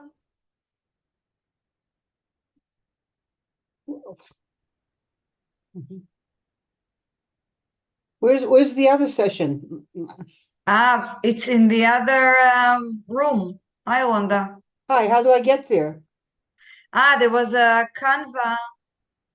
How do we get there? Yeah, I have no idea. Nobody. In the chat, there is a Canva. A what? Canva, You okay. need to follow the link in the chat. Which link? So There's your lots of session is links. in another Zoom link. Please just click on that link. Which link is it? Okay. You threw 3 links there. Okay, in the chat, there is one program link and you can just click join under your name. Wait, where's the program link? What time did you send it? Here. It's in the chat right now. Yeah. Yeah, it's in the chat right now. And I'm sending another link for you too. Okay. So that means I Join have to get directly. up. So whoever's interested to join Rhonda's session, you have a Zoom link right in the chat. So you will leave this Zoom and enter another Zoom. And let's see that Ina is here. Okay. Elena, will we have the option to come back to this main session? Of course, both the links are always open, so you can go back and forth if you're interested. So right. Found the room. It's not working. Okay. So please let me share the link to the program as well. You have a join button in the program, so it will take you to a new room. If you need to go to a new room, there are only 2 rooms, this one and another one. So in this room, we are going to have Erasmus session in just a few minutes, as soon as Aina joins us here, and Ravid is going to be in charge of this session. Okay, so I see you later because I have to begin the other session in another room. Feel free to join us there and then come back here. Let me reach out to Enough, see what's happening. Okay.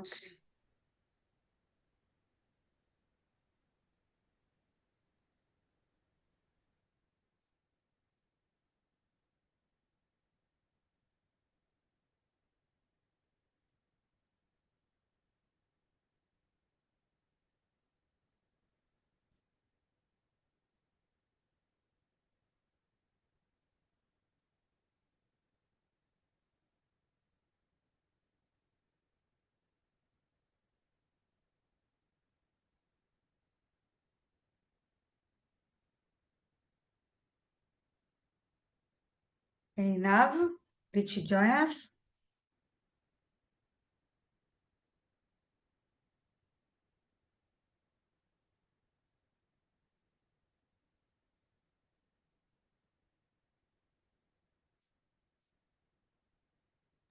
So Inav is joining us in just 2 minutes, so please stay patient. We are bringing her in. She cannot access, for some reason, this room, but she's on the way. She's ready to join. The head of the Erasmus National Office in Israel is joining us shortly. So just wait one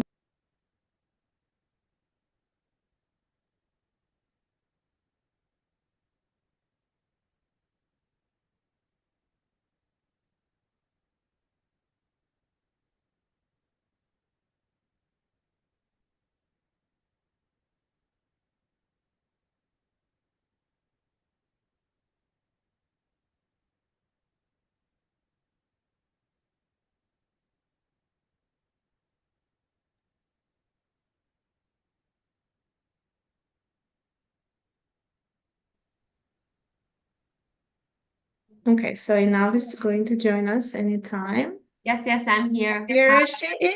Hi. Hi. Okay, so I'm moving on to Rhonda's room Okay. and it will take over. Thank you so much. Hi, Einav. Welcome. Einav is the head of the National Erasmus Plus office in Israel. And Einav, the stage is yours. Thank you. Thank you. Sorry I was late. Technology, still a problem. So good morning to everyone. And just before we start, can you just write like in the chat, press 1 if you've never heard of Erasmus Plus, 2 if you know about Erasmus Plus but you want to know more, and 3 if you're just looking for updates on Erasmus Plus. Okay, so 1, 2, or 3. 1 is I know absolutely nothing, 2 is I want to know more, and 3 is I want updates. Okay, great. So mostly 2s, some 1s, and several 3s. Okay, that's good. So my second question, 1 if you're from Israel, and 2 if you are from an EU country or an associated country, 3 if you're another partner country. So 1, 1, 1. We have some 2s. Okay, 3s. Okay, good. Okay, so mostly 1s, several 2s, and several 3s. Okay, so great. It's nice to see and meet you all. So as it was said, I'm Einav. I'm the head of the National Erasmus Plus office here in Israel. I'll also write to you our email, so you have it. If you have any questions or follow-ups to this meeting, so you have my email here. And now I'll share my presentation. So this is a very informal meeting. So if you have any questions, you can stop me. And if I see that there are too many questions piling up, then we'll kind of have it more gradual and leave questions for the end. But I like to be interfered. I don't like to talk to myself too much. So just feel free to hop in anytime. Can you see my presentation now? Yeah. Yes, great. Thank you. So, so we do have a few ones. Some of you said that it's completely new to them. So I will speak as if this is the first time I'm presenting Erasmus Plus. Maybe it would be a bit faster. Okay. And I'm looking up just because, you know what? I don't have to look up. I can move this. There. Now I'm looking at you. Much better. Okay. So Erasmus Plus, before that. So it's the EU flagship program for education, training, youth, and sports. What does that mean? We'll get more into it. Of course, I don't know all of you, but of course, we're in very difficult times, and I'm sending the office and me are sending our condolences for all of our colleagues on any side of this horrible conflict that we're in. So, what is Erasmus Plus? Erasmus Plus is actually a program that funds international collaboration in education and youth, and it's very active in Israel. Israeli institutions have over 400 collaborations with EU and universities. This is ongoing collaborations. Projects, over 23 million euros were invested in projects with Israeli partners. There are 70 ongoing international Erasmus projects that include Israeli participants. And in Israel, we have the highest number of mobilities within our region, which is South Med, with about 20% of the ICM grants. I'll get into what ICM really means, okay? So I don't know if you know this map. It's used almost in all Erasmus presentations, but this map shows this is like the base of how Erasmus Plus works. There are what you used to call program countries. Today they're called they're member states and associated third countries. It's less catchy, but it's the same meaning. Okay, so it's the member states and several more countries. I'll show you the full list soon. That they are partner countries. They are the like the main Erasmus activities are through there, and there are the external funds for the non-associated third countries or the partner countries, which Israel is a non-associated country. So this can be confusing to some because in Horizon, we are a partner country, but in Erasmus, we are a non-associated third country. There are a lot of calls open to non-associated third countries. Don't worry about that. But just so you know, as per terminology and as per requirements, Israel is a non-associated third country. So here are the 6 states that are not EU member states, but are still associated countries. So that's North Macedonia, Iceland, Liechtenstein, Norway, Turkey, and Serbia. Okay, just so you know that. So they are in the same level and in the same position as associated countries. Israel is in South Mediterranean, which is region 3. Yes. So you will get these slides, I believe. So region 3, you can see here that the countries that are listed under region 3. Why is this important? Why is this relevant? Well, it's relevant when you're trying to understand which regions can take part in which calls or in which priorities. Actually, region 3 is a good region to be in because we click we tick all the box on regional priorities. We share all the priorities, but some calls are regional. That means that we can't collaborate with countries that are not in our region. Like we can collaborate, of course, with EU countries, but not with, for example, Georgia in some of the calls, or India. Yeah, and also some calls require inter-regional collaboration. Okay, that, for example, virtual exchanges require. So that means we can't just collaborate like with the university from Germany and France without involving also another university from Morocco or Palestine or Tunisia in some of the calls. Some of the calls, this isn't a requirement. Okay, so we'll get more into that, but that's why you should be familiar with the concept of regions, okay, in Erasmus+. So what I'm the head of the Erasmus Plus office in Israel. What are our goals? So our goals for this this is our last year for 2025, and then we're working on a new goals and new program for the next years until the end of this current Erasmus call, which is 2027.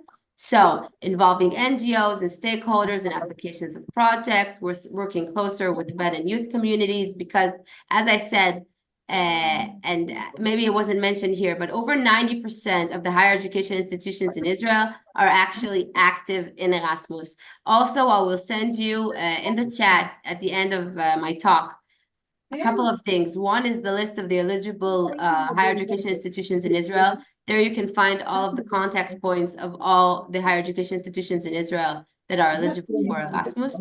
And also a partner search sheet where you can add your details. If you're looking for partners in Israel, then we have a database that's always updated and that you can fill out and be part of.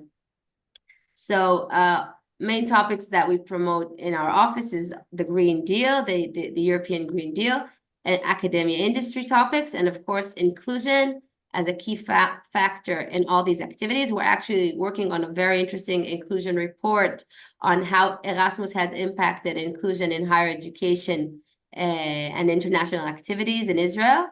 But not only, I'll send you a third link. I promised you 3 links. The third link will be how to register for our newsletter and get updates from us and crucial information like that. So if we go back to what is Erasmus Plus, okay? So Erasmus Plus has aims that it wants to create.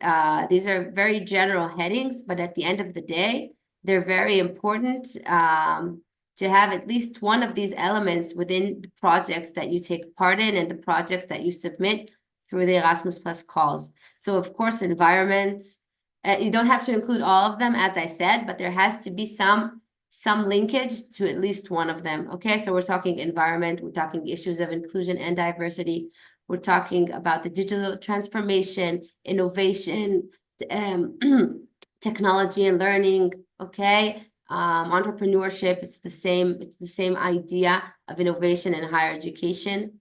democratic values, and the issue of employability and global market skills, okay? How do we carve out the future Erasmus graduate? How do we carve out this future student and higher education graduate that's prepared and equipped to take part in a global market and also to impact it, okay?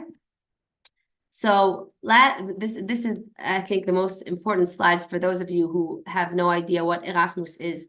What are the Erasmus activities in general and specifically in Israel? Because there are a multitude of activities, but I'm going to get into what's going on in Israel, okay? So there's the mobility activities, mobility in the sense that you travel from Israel to the EU or from EU to Israel. Who travels? It can be youth, it can be students, it can be staff.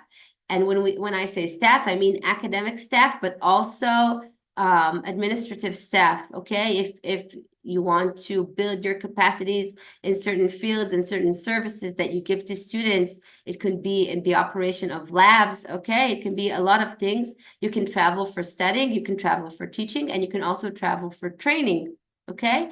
If you want to have to train or to job shadow with a colleague from an EU country or vice versa, it's possible through Erasmus. Why do we call it mobility and not exchange? Because exchange it assumes that one goes and like tit for tat, right? But mobility is not that way. You can have a mobility agreement where you only travel from, like, where students only come from one place to the other, or maybe staff go to this direction and students go to that direction. So you can have something that's much more fluid, okay, and flexible. So that's mobility. You have mobility agreements are bilateral, okay, between two institutions mostly. Then we have the projects. Projects is a very, very wide field, and I'll get more into it as we go further in our slides.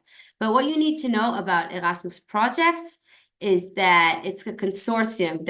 There are several institutions working together to create capacities or to create new knowledge or new tools in certain fields, okay, to create an impact. That impact can be on an EU level, that impact can be on an Israeli national level, okay? But we're talking about collaboration and sharing of knowledge and creating new outcomes in different fields, that the only prerequisite here is that they relate to the values and the goals that I presented earlier, okay? And that, of course, that they're innovative and that they're new in a sense that it hasn't been done before and it hasn't been previously financed by other bodies, okay, including the EU. Then we move on to Jean Monnet. Jean Monnet is a very, very specific call for researchers and lecturers and institutions that want to promote or teach the issue of European Union studies. Now, when I say European Union studies, it's very broad. It can be in economics, it can be in immigration, planning, it can be in history and culture. So we have many aspects of the European Union that you can research and that you can teach. But this is the most important value in the Jean Monnet program, and this is what it funds: to create models, to create research, to create networks and chairs on the topic of EU studies, okay, European Union studies. So if it has anything to do with you, I think you already know, right?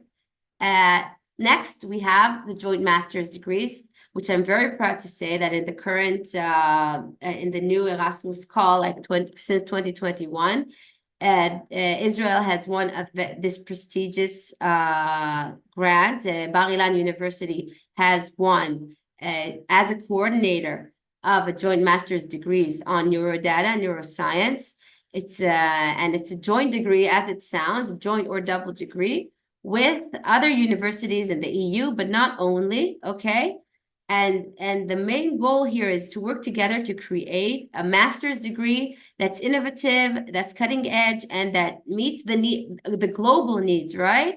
Of the economy or the world or research oriented. It doesn't really matter, but it needs to be an innovative field that and an innovative study program where each institution in that study program, the students go through at least 3 universities while doing this degree, universities or colleges, and they get an essential added value from each one of the colleges they go through, and together it comes together to a full master's degree.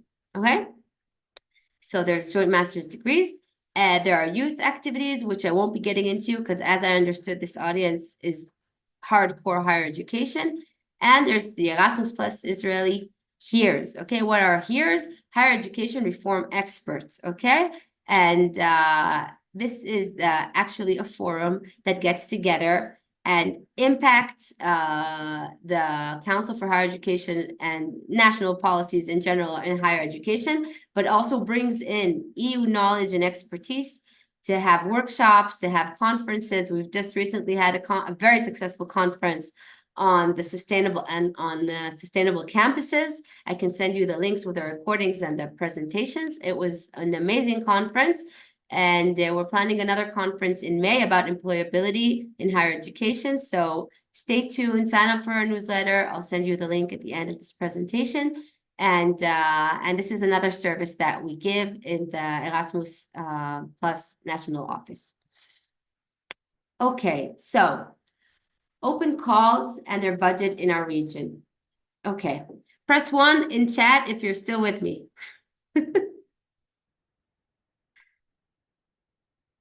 Yes, thank you. Okay, good. Because I saw some cameras turn off and I've had a very bad experience of talking to myself and it was pretty horrible. So let's like if there are any questions, like if you're not with me, that's fine. It's good to know that some of you are. So let's continue. Okay, so open calls. So we have capacity building in the field of VET. Okay, I'll get into what capacity building means. It actually is usually a national project, okay? A national project with national stakeholders, at least 2 national stakeholders, and at least one of them is active in the field of VET meaning vocational education and training, okay? And the success rates are 67%. CBHE, capacity building in the field of higher education. We need here at least 2 higher education institutions in Israel, and the success rate 17%. We have CBHE cross-regional funds, right? It's exactly the same as the previous one, but this is a strand that's dedicated for collaboration with other partner countries. Capacity building in the field of youth. Virtual exchanges, we'll get into that. EMJM, which is the joint master's degrees that I described. EMDM, which I'll get into that. It's a call that helps to create a joint master's degrees. And Jean Monnet, we discussed EU-related curricula and research. Okay, so I just want to show you that we have relatively high success rates here in Israel for different calls. And as I said, Erasmus activities are split between Key Action 1 and Key Action 2. Key Action 1, mobility, okay? Visits to and from the EU.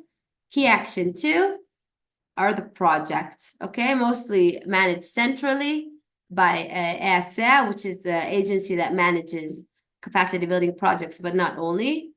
Most Key Action projects are managed by EASA. The mobility projects are they're decentralized and they're managed in each EU member state separately, okay?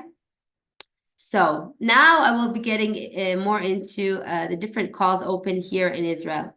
So first and foremost, we have capacity building in higher education. I've added a few slides that we'll get to about capacity building in higher education. But what you should know is this is a project-based grant that allows you to develop something completely new and develop a field, a service, a topic, a capacity. And the only thing that you should bear in mind is that it should be a non-research oriented. It's not a grant for research.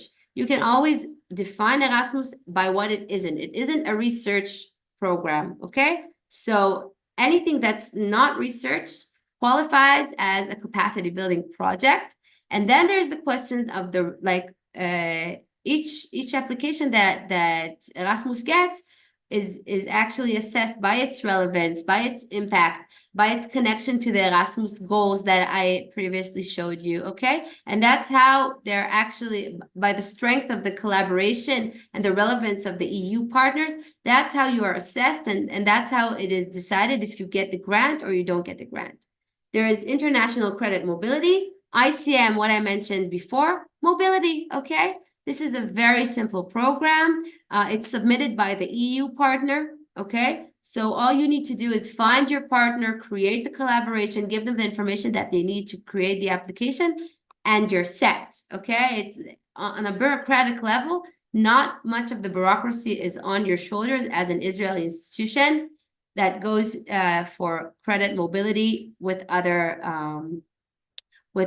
universities. What you do need to take into account is that you need that the credits that your students courses that they take in the EU, they don't need to pay for them, and vice versa. Like students that come to Israel for international credit mobility don't need to pay for the credits and the courses that they take while they're visiting your institution.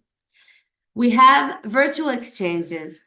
Virtual exchanges, notice, a minimal requirement is at least 2 countries in our region. That means Southern Mediterranean region that I discussed before, the countries.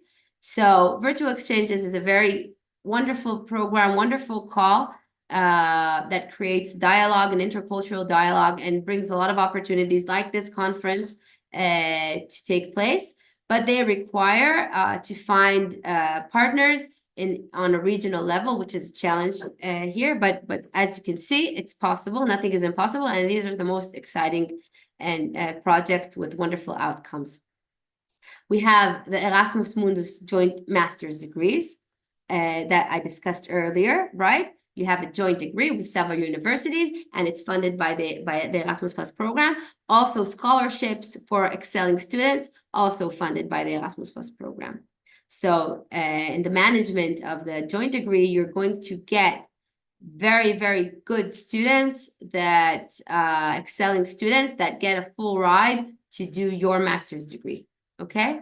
And I can tell you that this is a very, very desired program for many excelling students. So if you can get your name there on the map in a joint master's degree, that can be a game changer on the international capacities and international agreements and standing of your institution. So the Erasmus Mundus design measures is a stepping stone to the Erasmus Mundus joint master's degree, because we want to see that sometimes it's difficult to create this kind of joint degree, this kind of application, which is very, very complex, and then just hit the ground running when you win the grant. So Erasmus has launched a call that's called Erasmus Mundus Design Measures. It gives you 15 months to put together a proposal, to travel, to see each other, to plan, to kind of create all the logistics necessary for the recognition of the joint master's degree, and of course, the requirements on an academic level for the students, and hit the ground running with the Erasmus Mundus joint master's degree once you submit it, okay? Jean Monnet activities I've discussed. An interesting point is EU outgoing mobility, okay? EU outgoing mobility, key action 131, for those of you from Europe. Students from Europe, what does this mean? It's not open to Israel, but outgoing mobility. It means outgoing from the EU. So in Israel, we can host students from the EU as part of Key Action 131, because 20% of the funding of that action for the inter-European exchanges can go to third countries like Israel. A point that maybe not all of you know, that Israel is considered, in Israel, you can do it from a BA level, okay? It can be a bachelor student. It doesn't have to be a doctorate student, okay? So this is also true for the UK, and I think also Australia. So even if we don't have an ICM, if an institution doesn't have an ICM agreement or grant with another EU country, EU institution, as part of Key Action 131, we can receive outgoing staff and students from this inter-European action, Okay, I hope I was clear. Two more points: cooperation, partnerships, and alliances for innovation. What are these? These are not technically open to Israel, but Israeli partners are very active in these applications. These applications and these calls are inter-European, so they're very similar to capacity building, but they are working on building capacities within the EU and not in Israel or other third countries. And some Israeli partners have very special expertise in specific fields that require capacity building within the EU, and they can be part of a consortium of a cooperation partnership or alliance for innovation. But this access is conditional. They have to have to prove an added value to the project. For those of you from the EU or from other countries that are concerned, wait, what if we don't prove the added value and then our whole project is disqualified? That won't happen because the assessors can accept your project and exclude specific partners. So they can say, we accept your project, but the Israeli partner here is irrelevant. This never happened, by the way, before, because the Israeli partners were always relevant, okay? Because there are a lot of fields in which Israeli organizations are actually excelling and can export knowledge and information, as you all know. So here you have the split of ICM. ICM, we said International Credit Mobility, is the mobility of students and staff, okay, with Israel and Europe by country, okay? So these are the agreements that are ongoing as we speak from 2022 and 2023. So you can see Germany is very high here, and also Poland, Italy, Spain, Romania, Austria, Greece, and it goes gradually down. So this is something to take into account, okay? When you plan your partnerships. For example, if you are, for example, from the Netherlands or from Finland or France, then there is a very good chance that there is budget that is not that you are not reaching the head of the envelope for Israel for ICM grants. That means this is very easy grants to win and access, and the applications are less competitive, okay? Something to take into account. These are youth exchanges, which also occur between Israel and Europe. I don't know if you have youth programs in your institutions, but that's also something that's open here in Israel. Key Action 2 projects. So we have capacity building projects and cooperation partnerships. This slide needs update, but as you can see, there are many projects, even more cooperation partnerships than capacity building projects. I've discussed Erasmus Mundus joint master's degrees, and I refer you to the Neurodata joint master degree that was recently awarded, and we're very proud of, and we're very interested in more collaborations like this. If you're looking for building a joint master's degree with Israel, you can contact our office, and we would be happy to connect you with relevant institutions. So as I said, there are generous scholarships to excellent students worldwide that can get to your institutions through the Erasmus Mundus joint master's degrees. They're jointly designed, they're fully integrated, they focus on excellence, but they're open to all disciplines, okay? So you can be excellent in different disciplines and different fields. And the student goes through at least 3 higher education institutions from 3 different countries, okay? And there's a compulsory physical mobility. Yes, it's not virtual mobility. It's not virtual exchange. We're talking about something else. If we go back to CBHE, okay, capacity building in higher education, you can see that region 3 is here and it ticks all the boxes. But if you're from a different region, and I know some of you are, then you should take into account that if you want to have a capacity building project with Israel, then, for example, if you're from region 6, then you can have a collaboration regarding the Green Deal, but not digital transformation, because region 6 isn't here. So these are technicalities, but you should look into it, because we've had, for example, a capacity building project in the field of vet that was submitted with Switzerland, under the assumption that Switzerland is an EU member state, which it is not. and it's not an associated country in Erasmus, and that's why it fell not on thematic basis, but more of a technical basis that you need to clear aside once you get into it, okay? And there are specific regional priorities under each section. So when you go into it and you start working on a capacity building project, I won't read this out loud, and it's so small, it's excruciating, but you should know what are the specific regional priorities within our region and how it coincides with the projects that you're planning, okay? So capacity building in higher education, it works with a lump sum, so you get a lump sum. It's kind of how it sounds. You get a lump of the money at the beginning and at the middle, and sometimes also in the end of the grant period, and you manage it.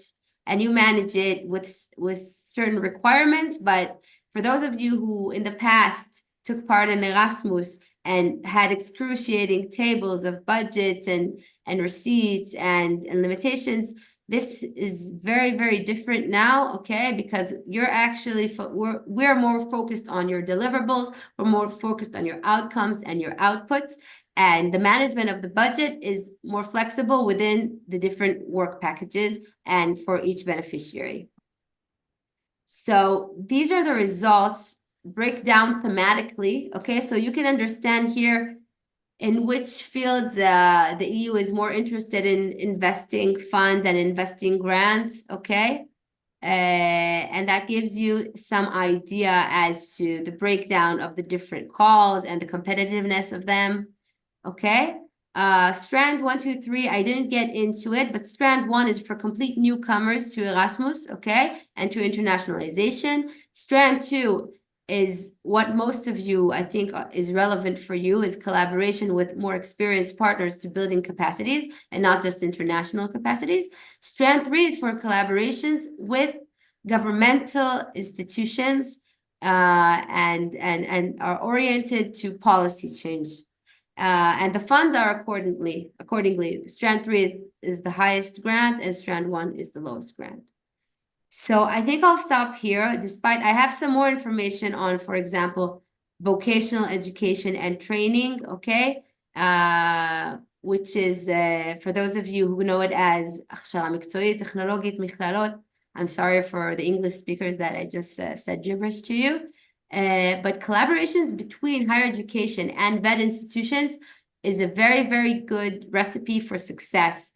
And these calls are open and currently less competitive for, we'll see what happened in the last call, but there aren't many applications in capacity building in vet, and there is a lot to work on in Israel in the field of vet. So I do recommend getting into the world of capacity building vet for those of you who are interested in Erasmus. There are also youth programs and exchanges. I really won't be getting into it, but just so you know that there's also capacity building in the field of youth. This is also a regional capacity building. There are youth exchanges, mobility of youth workers, virtual exchanges, and many participation activities that also youth organizations or higher education institutions active in youth can take part in. I refer you to the Erasmus Plus database. I'll send you the link right now for partner search. Please fill in your information so that Israeli partners can contact you and get together to work on new plans.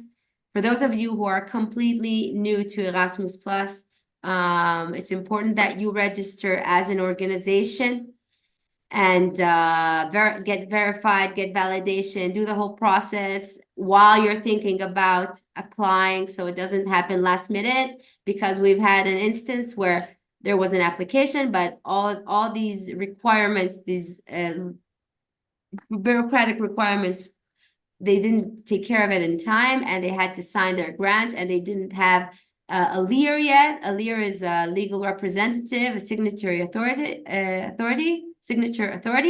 and they were disqualified. They didn't get the grant at the end of the day, and it was just a shame, really a shame.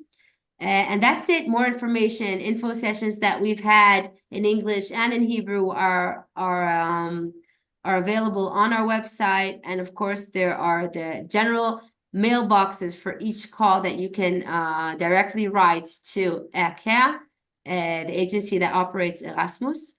And of course, our email. And thank you very much.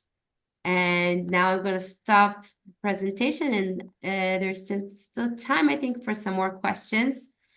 While you're thinking about questions, thank you, Ibrahim. While you're thinking about questions, I'll send you the links that I promised you. So feel free to just dive in and ask a question, and I'll send the email. So it was a very clear presentation, I guess. It was very, very clear enough. Thank you. Thank you. Wait, okay, so I'm sending here the link to the newsletter. 1 second. I know you must be tired. It's a long day of presentations. So this is the link to the newsletter. And I don't know if you're bashful, but really you can ask me anything if anything wasn't clear. This is a link to all the eligible higher education institutions in Israel. Look for yourselves there if you're an Israeli institution, and if there are any corrections or people that have changed, we really we update this regularly. So if there's anything that needs to be updated here, please let us know. And I promised you a third thing. I think it was, I don't know if you remember what was this third thing, but I'll send you our last TAM. Was it really? Thank you. Thank you. Another thing that we do, we have info days, we have partner search sessions, and really you should sign up to our newsletter, and then you won't miss out on anything that we do. So now I'm sending you the Sustainable Campus Conference. This is just an example of some of the things we do here in the Erasmus Plus office. But most relevant for you guys is our newsletter and, of course, eligible institution. Oh, I know what I wanted to send you, the partner search database. That was the most important thing for me. Going to ask you about that. Where can we share our contacts? Very please? good. Yes. Thank you. Wait, it's on its way. Yes. So you got as a bonus the Sustainable Campus Conference, but that is a partner search database. Please sign up. Yes, wonderful. Hey, Nav, can I ask you something? Yes, of course. Hi, it's good to see you. How are you? You as well. Great to see you.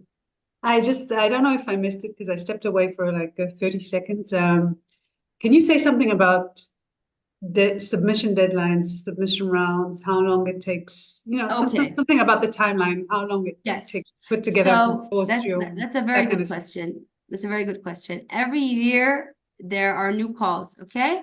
And they usually come out at around October, November, and then the deadlines are February, March. It depends on the call. But you can already get to work on your application. Nobody starts working on these applications on October, okay? If you start in October, you won't finish on time. You can rely on previous calls because they don't really change year by year. There are very, very subtle changes. You can work on your application, find your partners, build your consortium, work on your project, and then submit it in February or March. So a good time to start also now, but you can, we kind of pick up the pace around April and June, kind of get the juices flowing and start working on partner search collaborations and different info sessions for potential beneficiaries. Thanks. You're very welcome. Okay. Thank you, Einav. Thank you. And now Thank we're you, going guys. to have a virtual lunch break. Yes, enjoy your lunch break. And meet at 2:45 for our 2 other parallel sessions. So see you then. Bye-bye. Bye.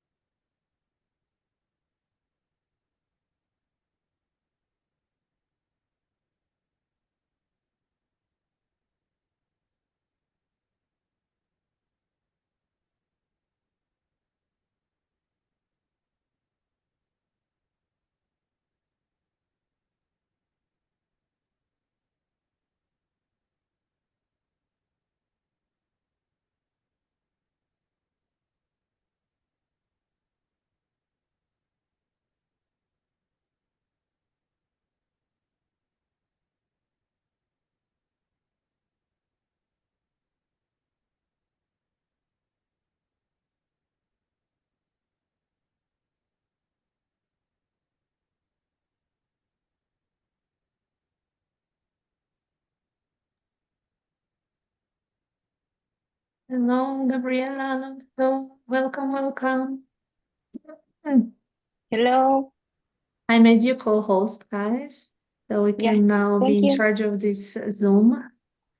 Okay, I think Hold we on, I'm still coming have for a you. couple of minutes. Yeah, we have 6 minutes. Yes. Okay, Mhm. perfect.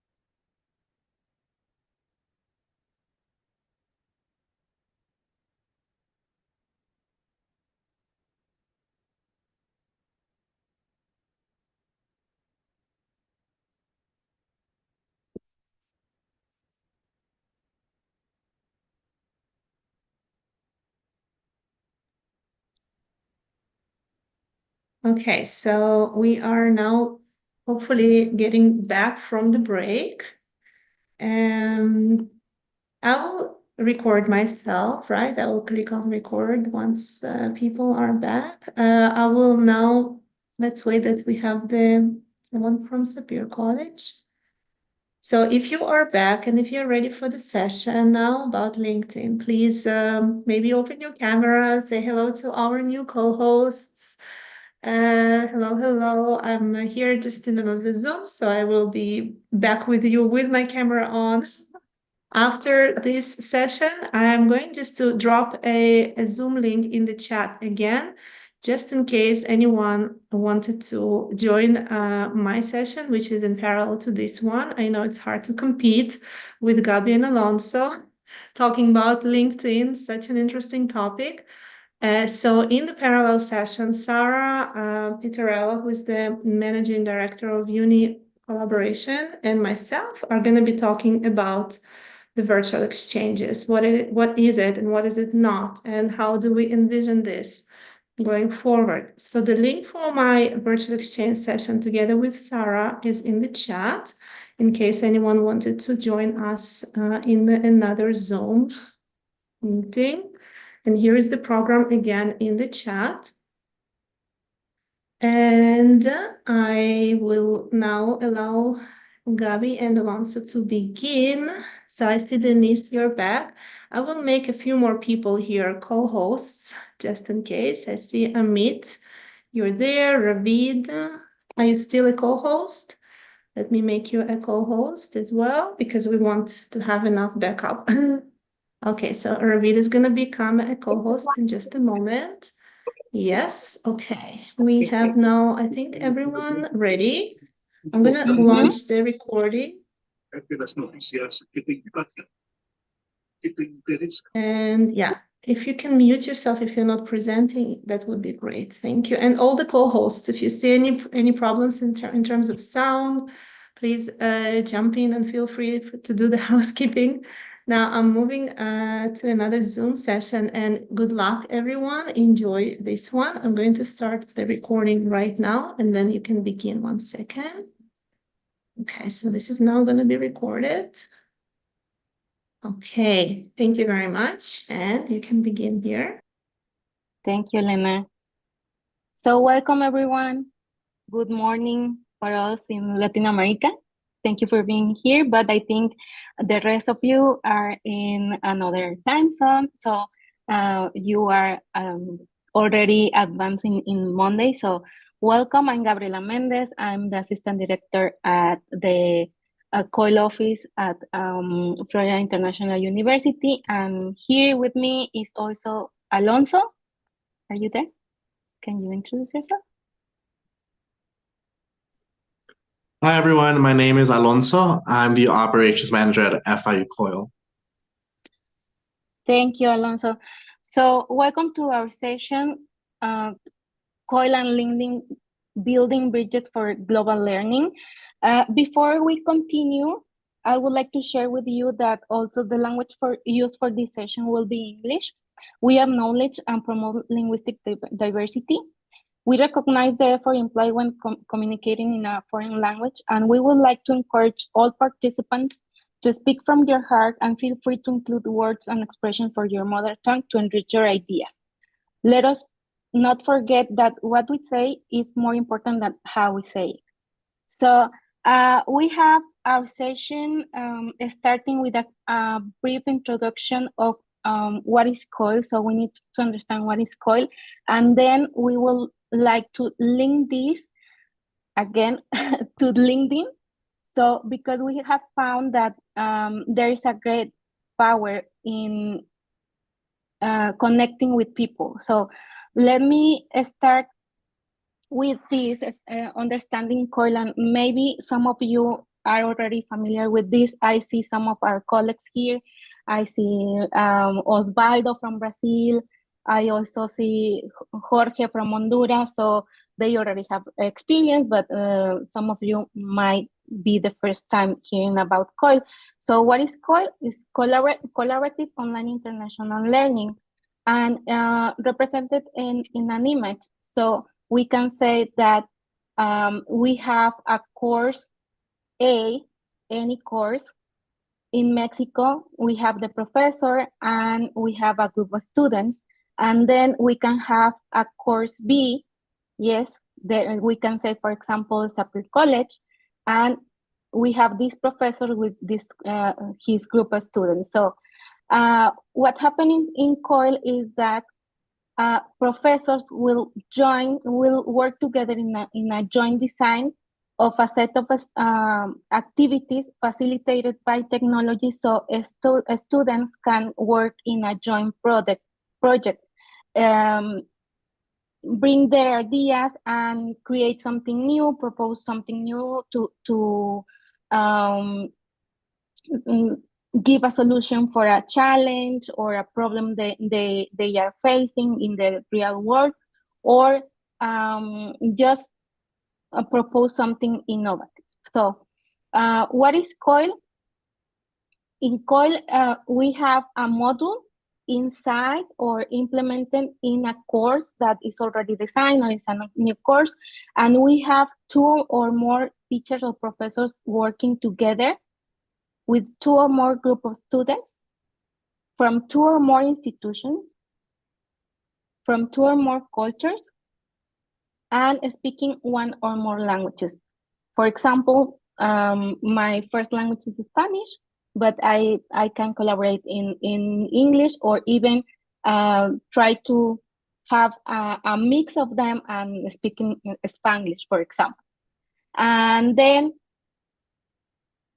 as I said before, COIL is a model with shared goals, shared questions for our students, shared tasks. So faculty is designing this shared task, is co-facilitated by professors, and collaboration is highlighted. So you might have heard about mirror classes, and professors design these mirror classes and they share content, but sometimes there's no interaction between the students. So in COIL, we focus in interaction and collaboration between them. So professors design the activities, and then students work in teams. For example, in the graphic that I showed you before, we can have 2 students from Mexico and 2 students from Sapir College working together in an activity, in a project, or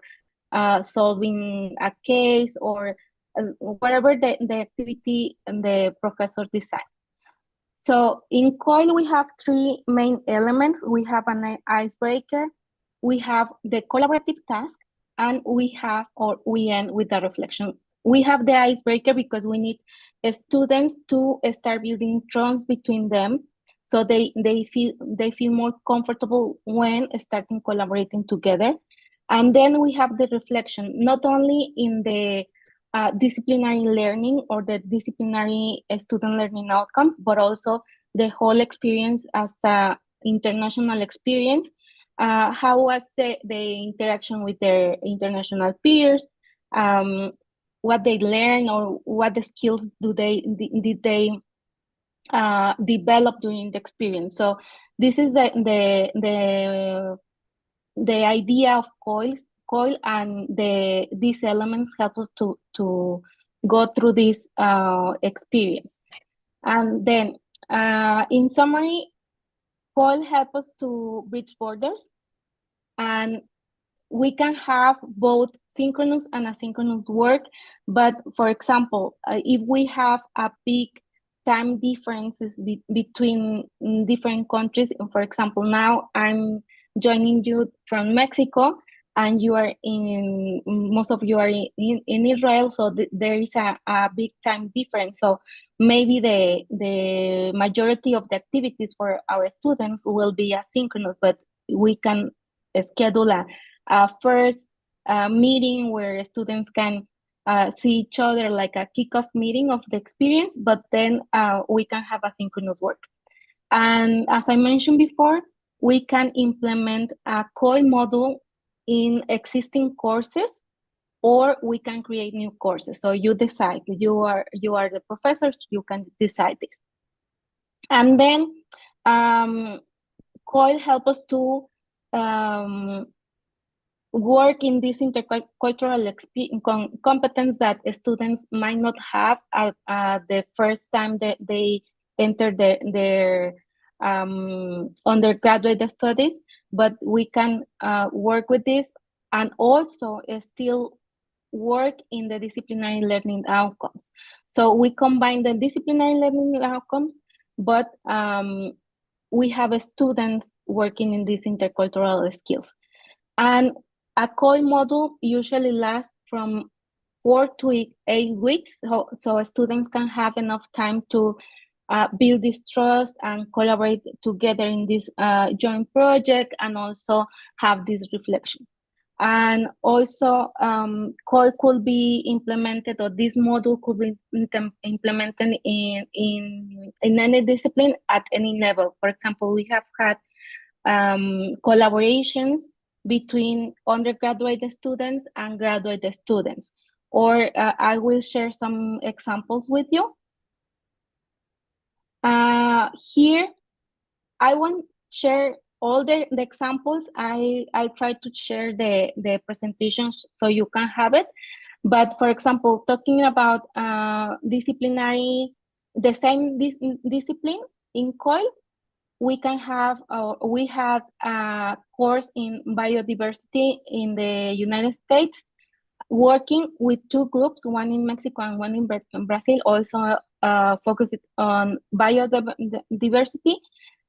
We have one group that with undergraduate students, and the other group were graduate students.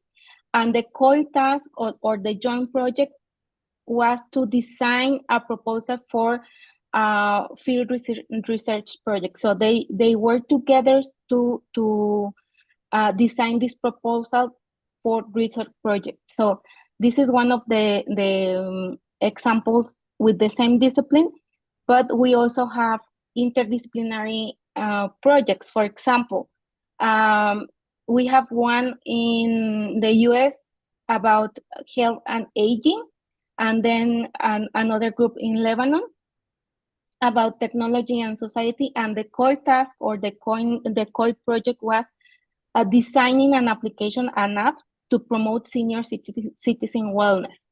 Okay, and we also have this example. I recently had this workshop where 2 professors designed this experience.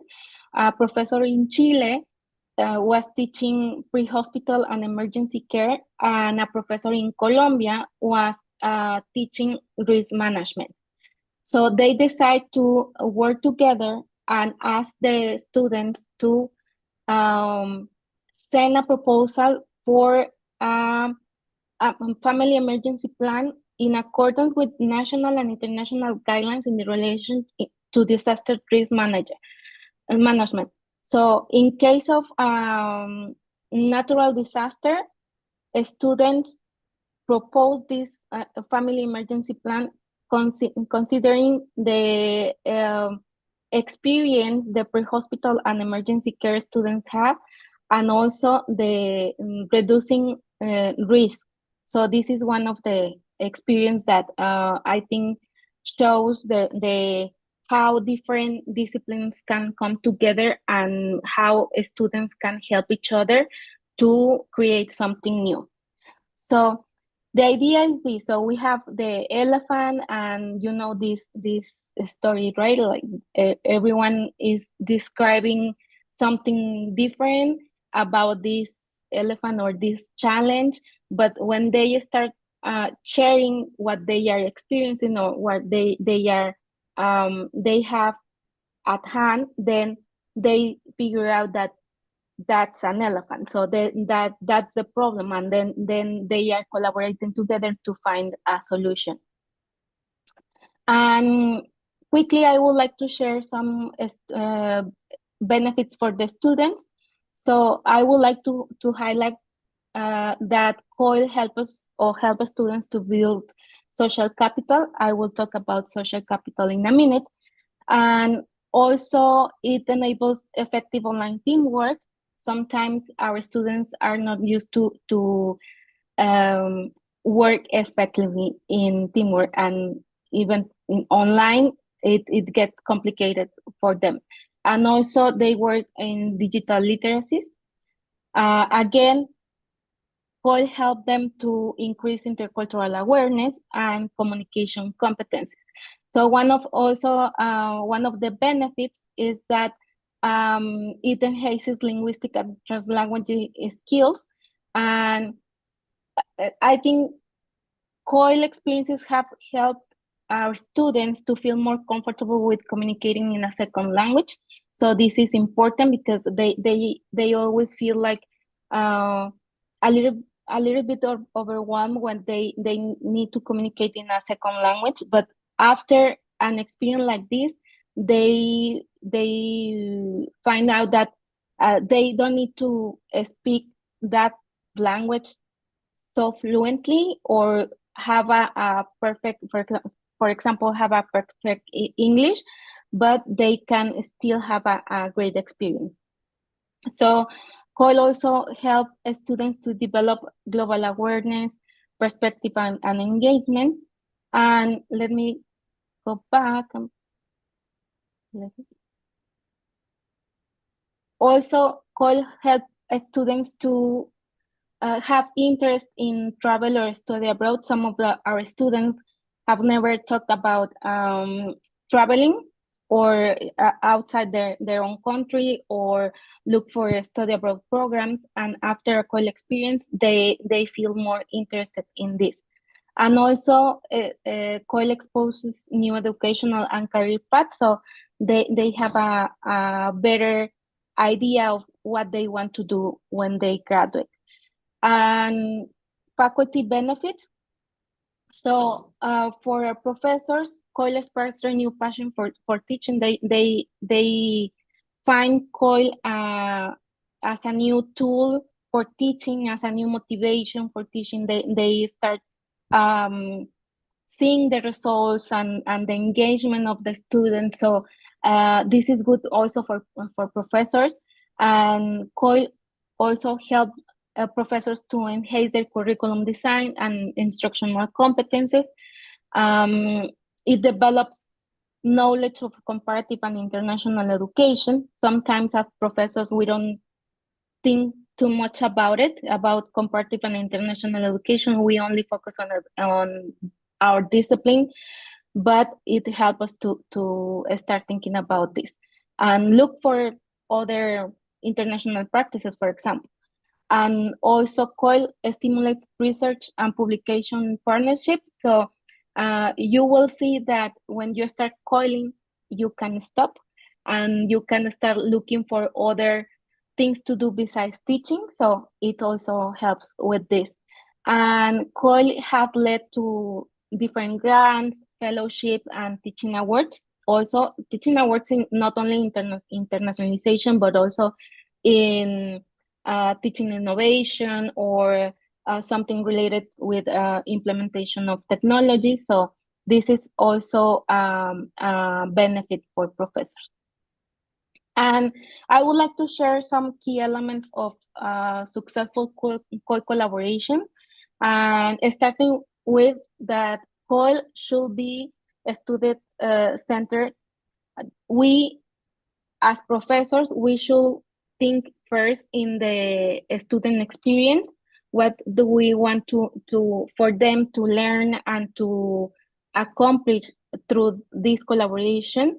And then it's important that between professors there's a shared vision of these goals, what professors want to accomplish, what is the purpose or the main purpose of the collaboration. And there should be effective communication and trust. This is really important. And again, as I mentioned before, with the elements of COILs, we have this icebreaker. So it's important before starting a COIL collaboration that professors get to know each other and they work in this trust and communication, because they will be designing the activities for the students, and it's important for them to understand each other and feel comfortable if there's something they quite don't understand. So they should feel comfortable when talking to each other and don't feel bad if something is not clear, so they can ask for clarification. So this is like the key communication, and also being available. Like, for example, if I'm working with another professor and I have a question, I send a message or an email, and I know that he or she won't reply immediately, but I will feel okay if at some point I have this answer and it doesn't take too much time for my partner to reply. So effective communication and trust is one of the key elements, and also complementary expertise and resources. So again, if we focus not only in disciplinary but also interdisciplinary disciplines, complementing this experience we both have as partners will help us to have a better experience designing the activities for our students, and also we can share resources that will also enhance the partner's experience.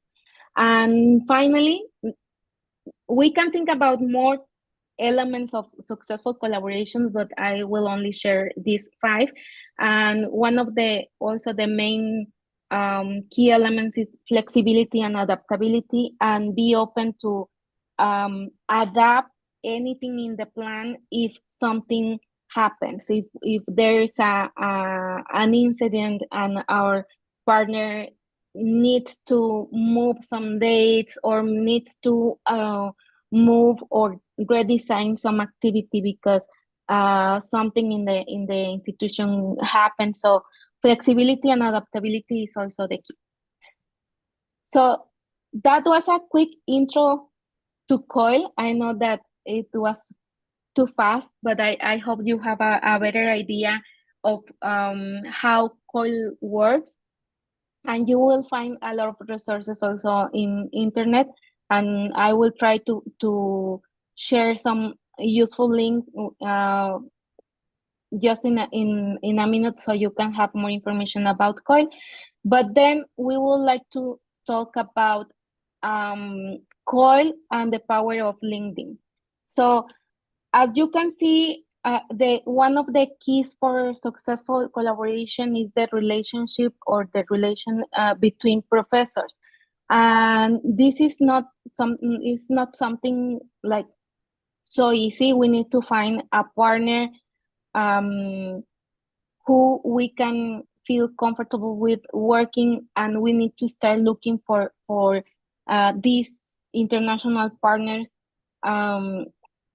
that can share the same value. So LinkedIn is a good tool that can help us with that, but we need to understand its power and how this can help us to find our one of our potential matches.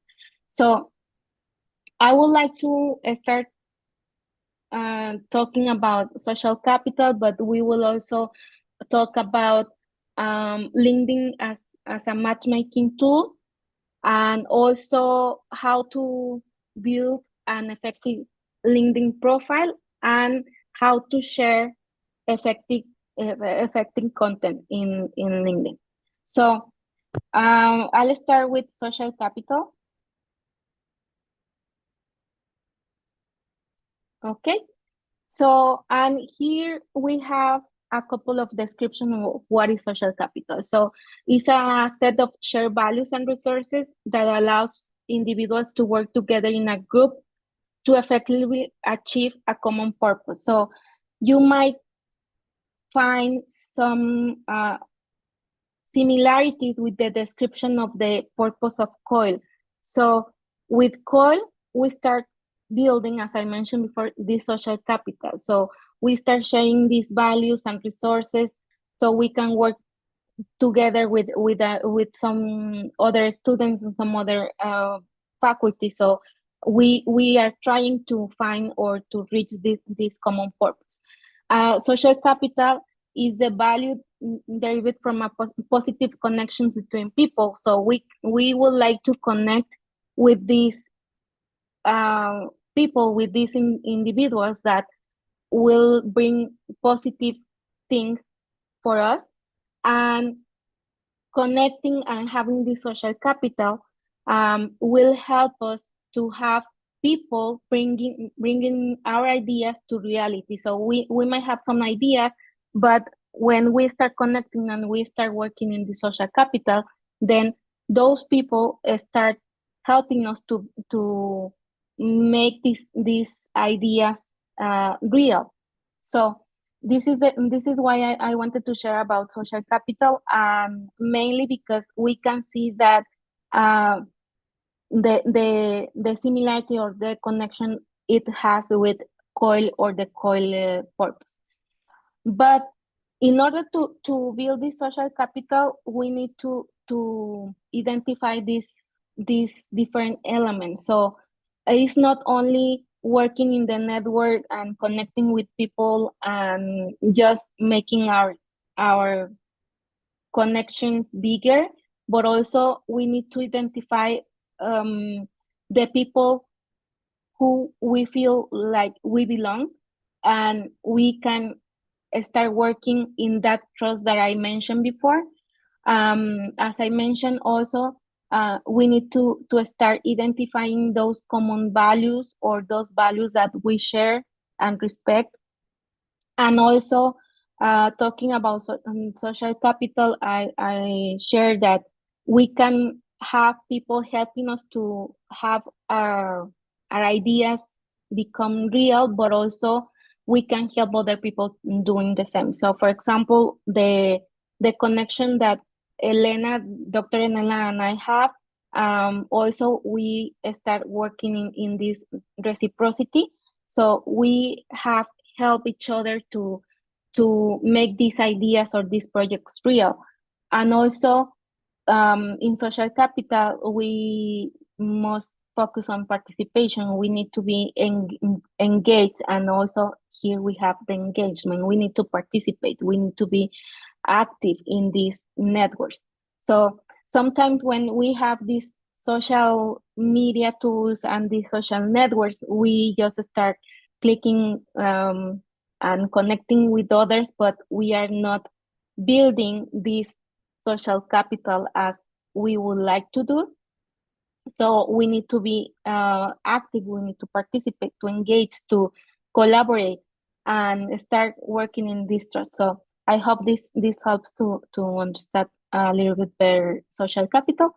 And then we can talk about LinkedIn as a matchmaking tool. So we need to connect professors with other professors. So what can we do with this? So we can start searching by keywords. For example, if you go to LinkedIn and start typing virtual exchange, that will help. You will see some people already adding to the description virtual exchange, or also COIL or global learning, or some other words that can be related to virtual exchange and COIL. You will also find some groups. There are some groups already there, so you can connect and start reading the publication, the post, and connecting with the people that you feel more close to, or you feel like the ideas and the values that they are sharing are similar to yours. And I will go to the last point, reach out personally, because maybe you can search by keywords and start connecting with people with the same description in the LinkedIn profile, and you will start joining groups. You will start following organization leading the field, for example, SUNY COIL or FIU COIL or Virtual Exchange Center. But you can also attend events, but it is really important that you reach out personally. So once you connect, then you send a message, and including something more personal, like something like made you connect with them. And one thing that I I like to share as example. We have now these dating apps, and some of the dating apps you can post your profile and your picture and some description, and then people can start connecting with you. But nothing happens if you don't send a message to that person you are interested in.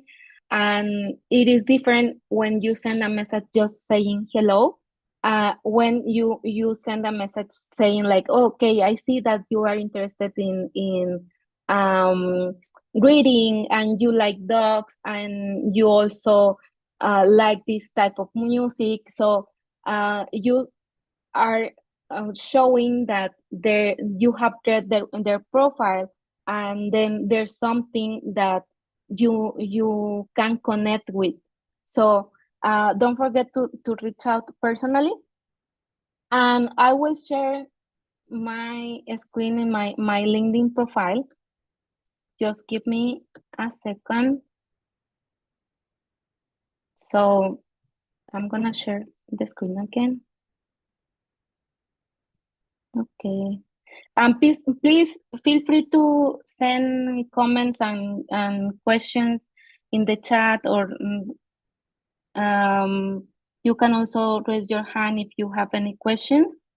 So, for example, here is my profile, and feel free to add me. I will share my handle in the chat. Let me also share it in the chat. I will be happy to connect with you all.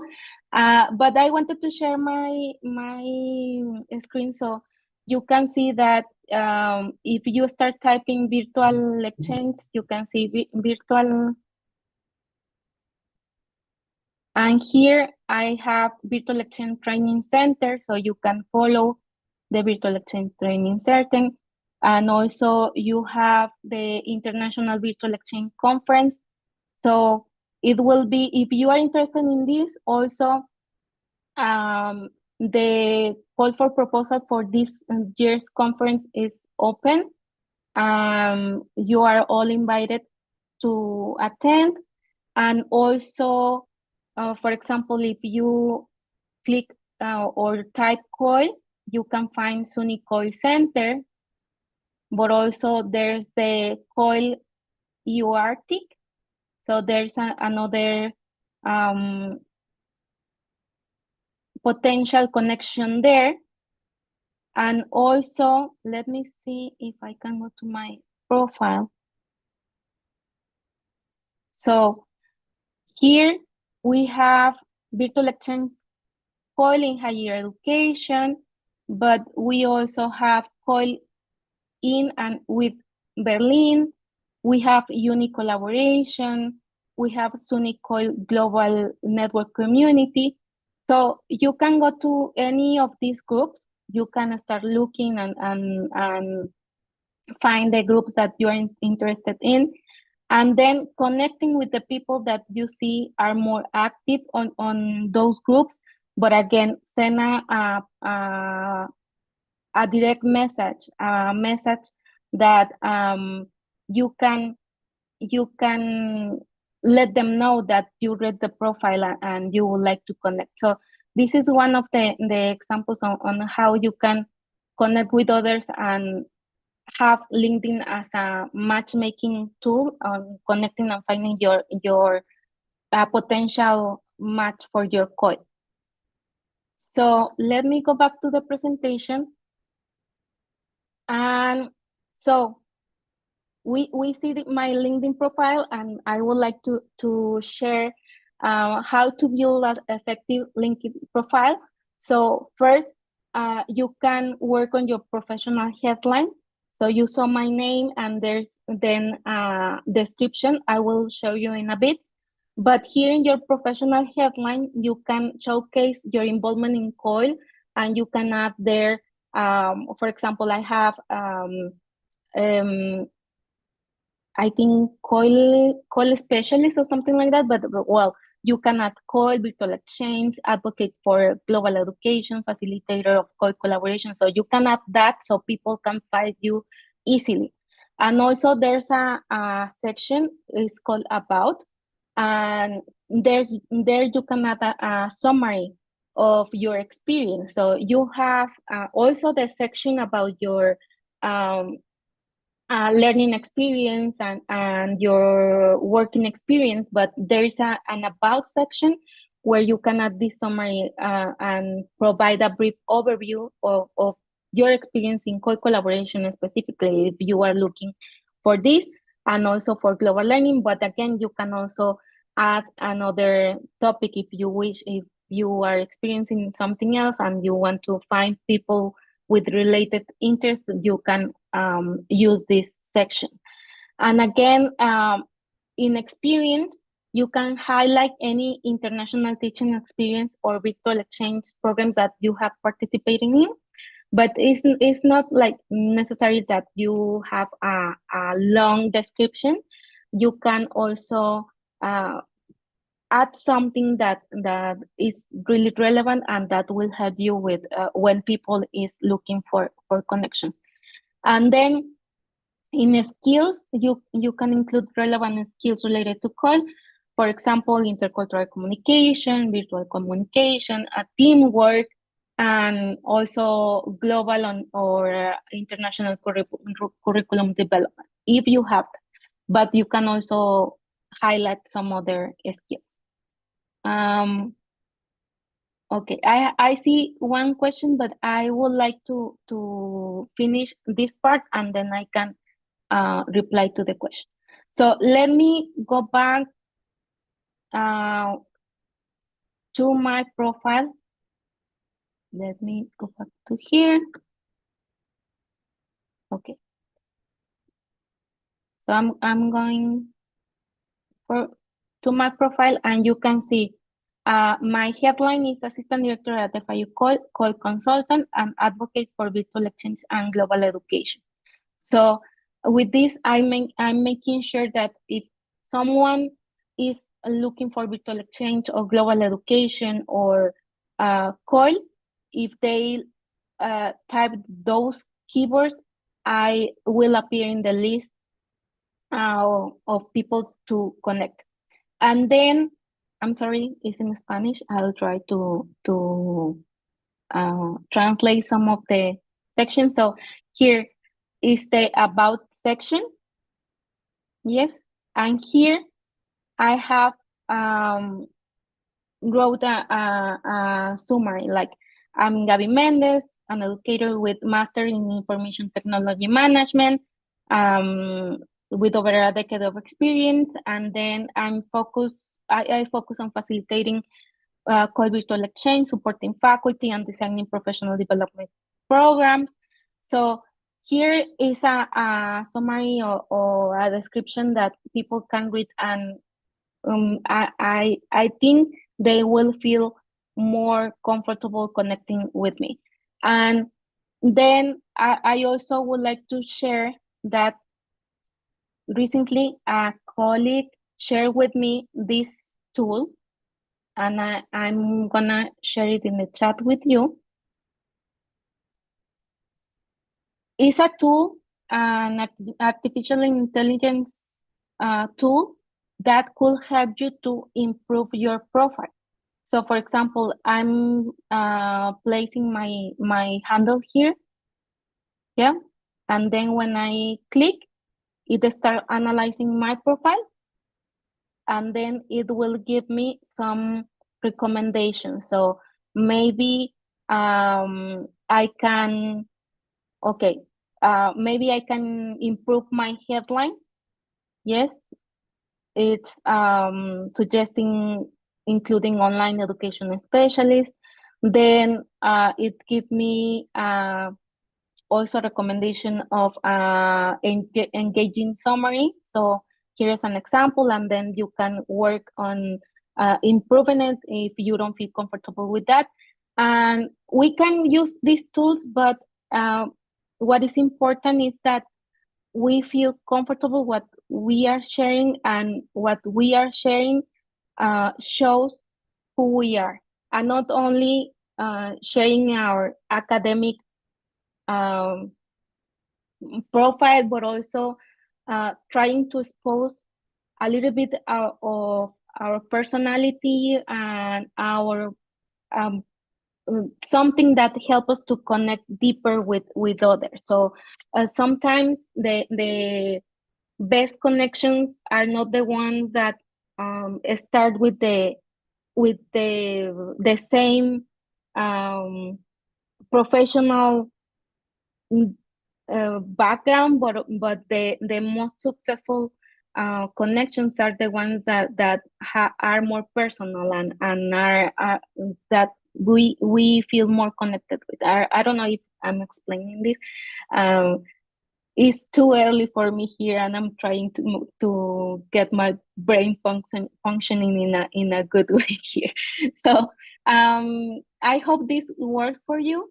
Then in this tool, there are also other recommendations about your experience, or maybe about how to work on your professional picture. And I think this will be interesting for you. And then let me go back to the presentation. I also talk about effective content sharing. So try to share your post, but also including some personal stories or some personal touches of, again, people connect with who you are, not only with what you do. And try to highlight collaboration, offer also valuable insights, and this is related to engage with other content. So if you are reading a post and you like it, okay, you can send an emoji or a reaction that you like that post, or you are cheering or something. But it works best when you also comment on those posts, offering these insights, or I have read your post, or I think this thing that you are sharing is really important because I'm also working on this, or I think this, or I don't relate to this, but I can also share this other perspective. So this is important. And then this will help you to connect with others that feel also the same as you are sharing. And also you can start meaningful conversation. I remember one post that I made a couple of months ago about the role of coordinators, and I left a question there in that post, and I had like a good response, and more coordinators start joining my network. So you can start meaningful conversations there. And for content sharing, sometimes we don't have a good idea of what to share or how to share it. So you can have your idea and then rely on tools like, maybe you are already familiar with ChatGPT, so you can go to ChatGPT and ask, like, write a LinkedIn post related to this topic, and I would like to share these certain key elements, and then you will have this idea provided by ChatGPT, but you can again edit it and try to build it in a way that it shows that it's you, not only the technology, but it has the human touch, and is something that also comes from your head, but also from your heart. So I hope this is helpful. Let me go back to the conversation, to the presentation. I'm sorry. So I think we will have enough time for comments and questions.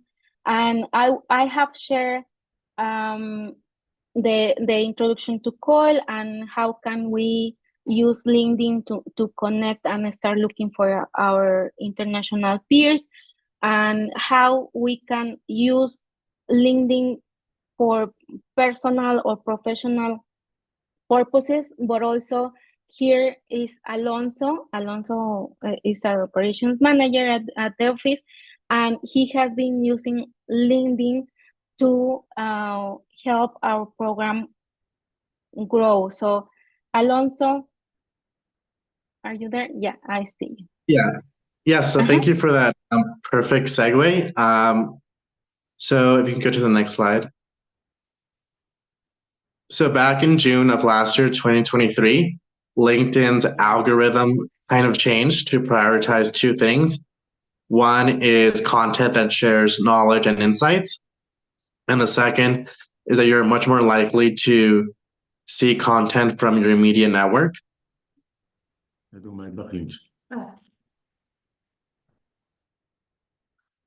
And then next slide. There. So with this in mind, there's a few things that we can do to highlight the great projects that you and your faculty develop. One is to highlight the projects themselves, to reach out to professors and students to share images, videos of their COIL project, testimonials from the participants on their experience, relevant quotes. A lot of faculty also go on to do research that is born from the COIL projects. So it's always a great idea to share links to that research. And if you're an administrator at an office, to regularly share signups for your newsletter, if you have one, or your contact list, so that when you have COIL offers, to have a dedicated list of people to send that out to. And the next slide. And then these are some recent examples of content that we shared. On the left is a research article on how COIL helps students to develop the business skills needed for today's global workforce.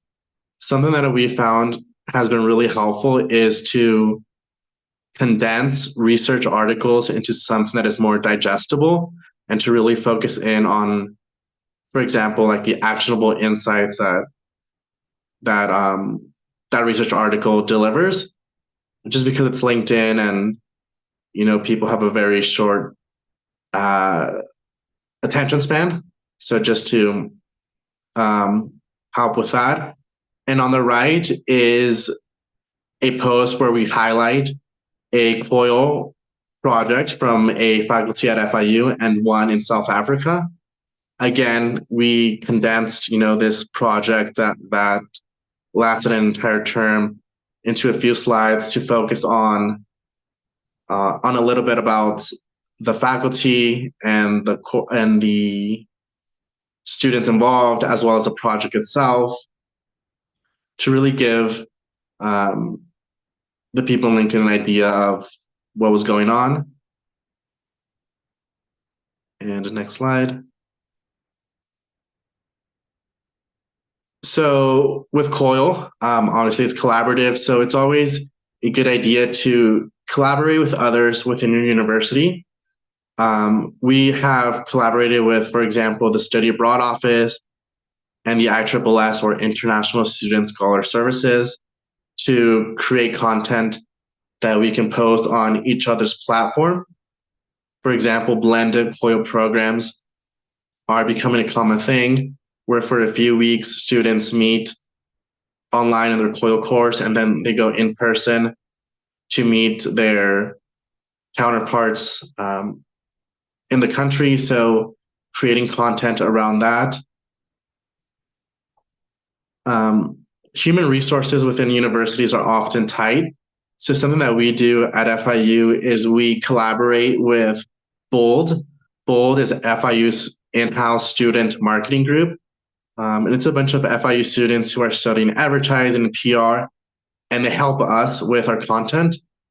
So they're gaining real hands-on experience. So if any of you have similar groups at your university, it might be a good idea to reach out to them to maybe start a collaborative working relationship. In addition, I think it would be a good idea to formalize the sharing process between faculty and students and the COIL administrators. I know that sometimes we are shocked when we realize that faculty have been studying for a long time without us even knowing. So having a sort of process to know who is coiling, and then that way they can also share images, testimonials, things that came up from their COIL projects for us to disseminate on LinkedIn and other social media channels. And lastly, like Gabby mentioned, human resources are, tied at university. So using AI tools to help with the copy of social media posts is really helpful. And yeah, that's my portion. Thank you, Alonso. And we will be sharing with you in the chat our profiles. I already shared mine, but Alonso, maybe you can share yours and FIUs, but here I'm sharing the screen in case you would like to take a screenshot and then connecting with us. But we also wanted to leave some time for questions or comments. I know that an hour sometimes is not enough to share all that we would like to share, but also I have here a question. So what is the role of online education and virtual exchange or virtual mobility in the internationalization of education? So let's remember that internationalization of the education is not only having students joining these study abroad programs, but also start working in enhancing or developing these skills of intercultural awareness, and also making them feel more comfortable when collaborating with others, and also start helping them to be or work in this open-mindedness. So this is the role of online education, but specifically of virtual exchange or virtual mobility, because this is a way when that we can help them as professors to start exposing them to these different perspectives and different ways to see a challenge or to see a solution for this challenge. So I think that this is the role of international or virtual exchange education. So I see some of our colleagues here with some experience. So maybe you also have a comment on this. For example, I see Jorge. Jorge, would you like to add to this part of the role of virtual exchange in internationalization? So I know I called you out of word. Yeah, but Good this morning. will be great. Happy to see you here. Yes, I'm very happy to be participating in this international exchange. For our university, it has been a great opportunity to give our teachers and students the possibility to share experiences with people from different countries in Latin America and the United States. And we would like to open new opportunities in Israel, in Europe, because yeah, as you said, the difference in hours is sometimes a little bit complicated, but if we look for the possibilities and times, we can do something. For example, this morning I had to wake up at 4 a.m. in the morning because it started at 4 a.m. in Honduras, this event, but it's a great opportunity, especially if you live in countries like ours, where poverty is a problem. Okay, so many students and teachers do not have the possibility to travel, but virtual exchanges give them this possibility to have more experience of international knowledge, international cultural, know more about cultures of different countries. So I am very happy to be participating in COL programs. I have to tell you that Gabriela has trained us in Honduras, and they have visited us in Honduras. So we have received training from them. So very happy to be participating in COIL and to give teachers the possibility to have these intercultural relationships. Thank you, Gabriela. Thank you, Jorge. And yeah, I think that summarizes the idea of the role of these virtual exchanges or virtual mobility in the internationalization. Is not only the exchange of languages or just traveling, but being open to different experiences, to different knowledge, to different resources. So this is the one of the roles of virtual mobility and virtual exchange.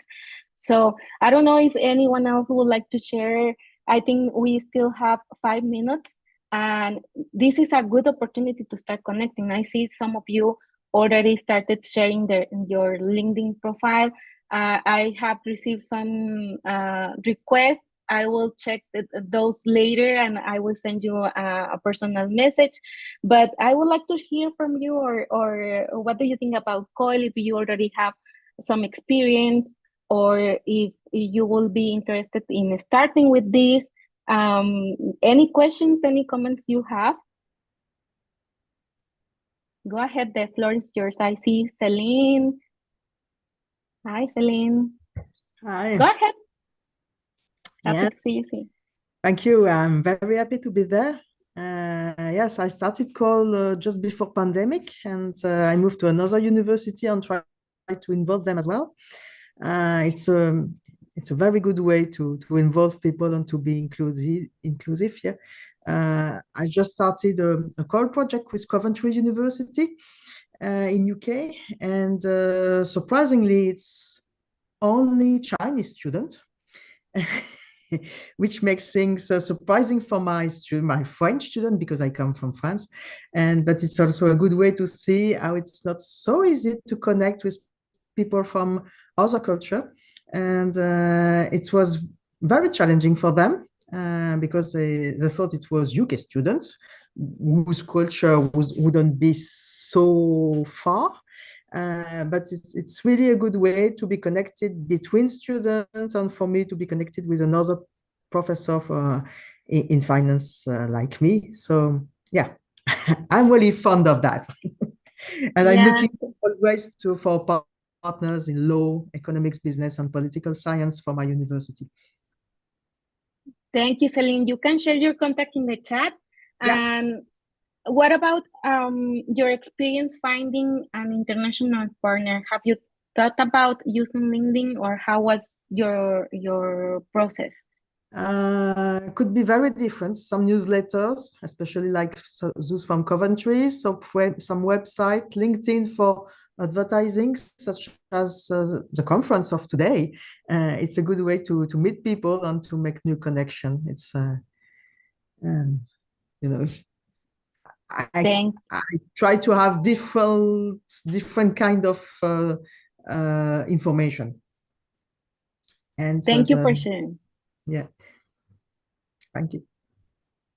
Thank you for sharing that. As you can see, you can connect with others, like profile to profile, but also LinkedIn will help you to have access to this type of events. For example, I'm located in Mexico, but since I'm working also with Florida International University, so my network is a little bit bigger. And also I have connections with people in Central America, South America. And when I share my participation in this event, I start receiving requests and reactions to that post from people I have never thought about connecting with. So this also helps you to have access to this type of events, and keep learning also, because we don't know everything, and some resources we don't have it at hand, and we haven't thought about learning about, and then we start seeing in this post some as Alonso shared some research articles, and yeah, this opens our world to new things. So I see some activity in the chat. Okay, thank you for sharing, and I will be happy to connect. I don't know if anyone else would like to share a question or comment. If not, I think this is the end of our presentation. Thank you so much, everyone, for being here, especially to my colleagues in Latin America. I know it is really early, but thank you for making this effort, and thank you the rest of you for staying. I know it might be the end of your day, and I hope you are having a wonderful Monday, and you have a wonderful week also. Thank you. Thank you, Gabriela. It was a pleasure. Thank you. Bye-bye. As always, bye. Great session. Thank you. I hope we shall really meet. Yeah, sure. Start by in connecting, person. and then start by connecting, and then we hope we meet one day. That would be great.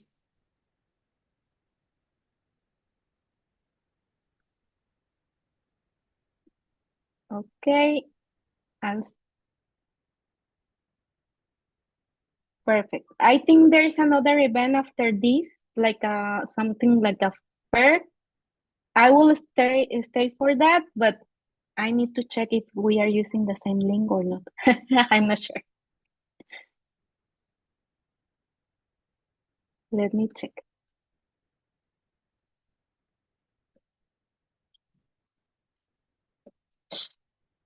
See you, Navid. You're welcome.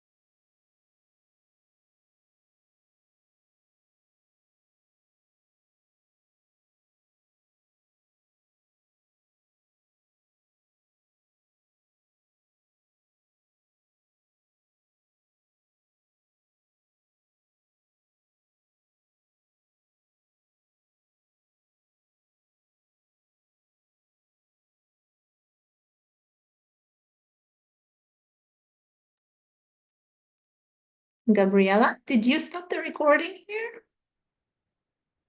Or was it stopped by Panic? No? Yeah, I stop it. I stop okay, it. hold on. I can't hear you. It was muted. Let me see. Okay. Yeah. Sorry. Yeah, I stopped the recording. Oh, okay. I hope it goes into the right place, right? When you stop it. Yeah, it Okay, will go perfect. to I'm going to your connect from side. another computer right now, so I'll see you in a moment with my camera on, okay? Or do Okay, you are need to we leave using now? No. Are we using the same link for the fair? Yeah. Now Okay. we're all going back to the same link where you are at right now. So I see you Okay. there in 10 minutes. Thank you. Thank you very much.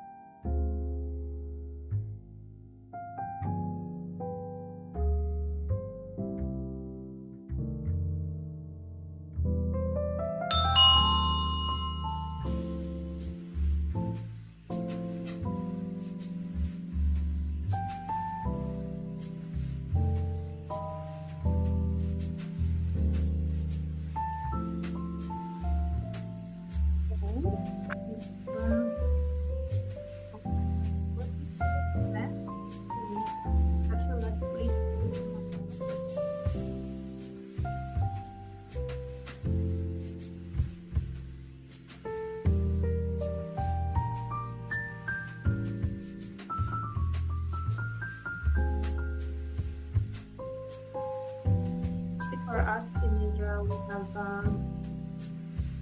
started 4 hours ago.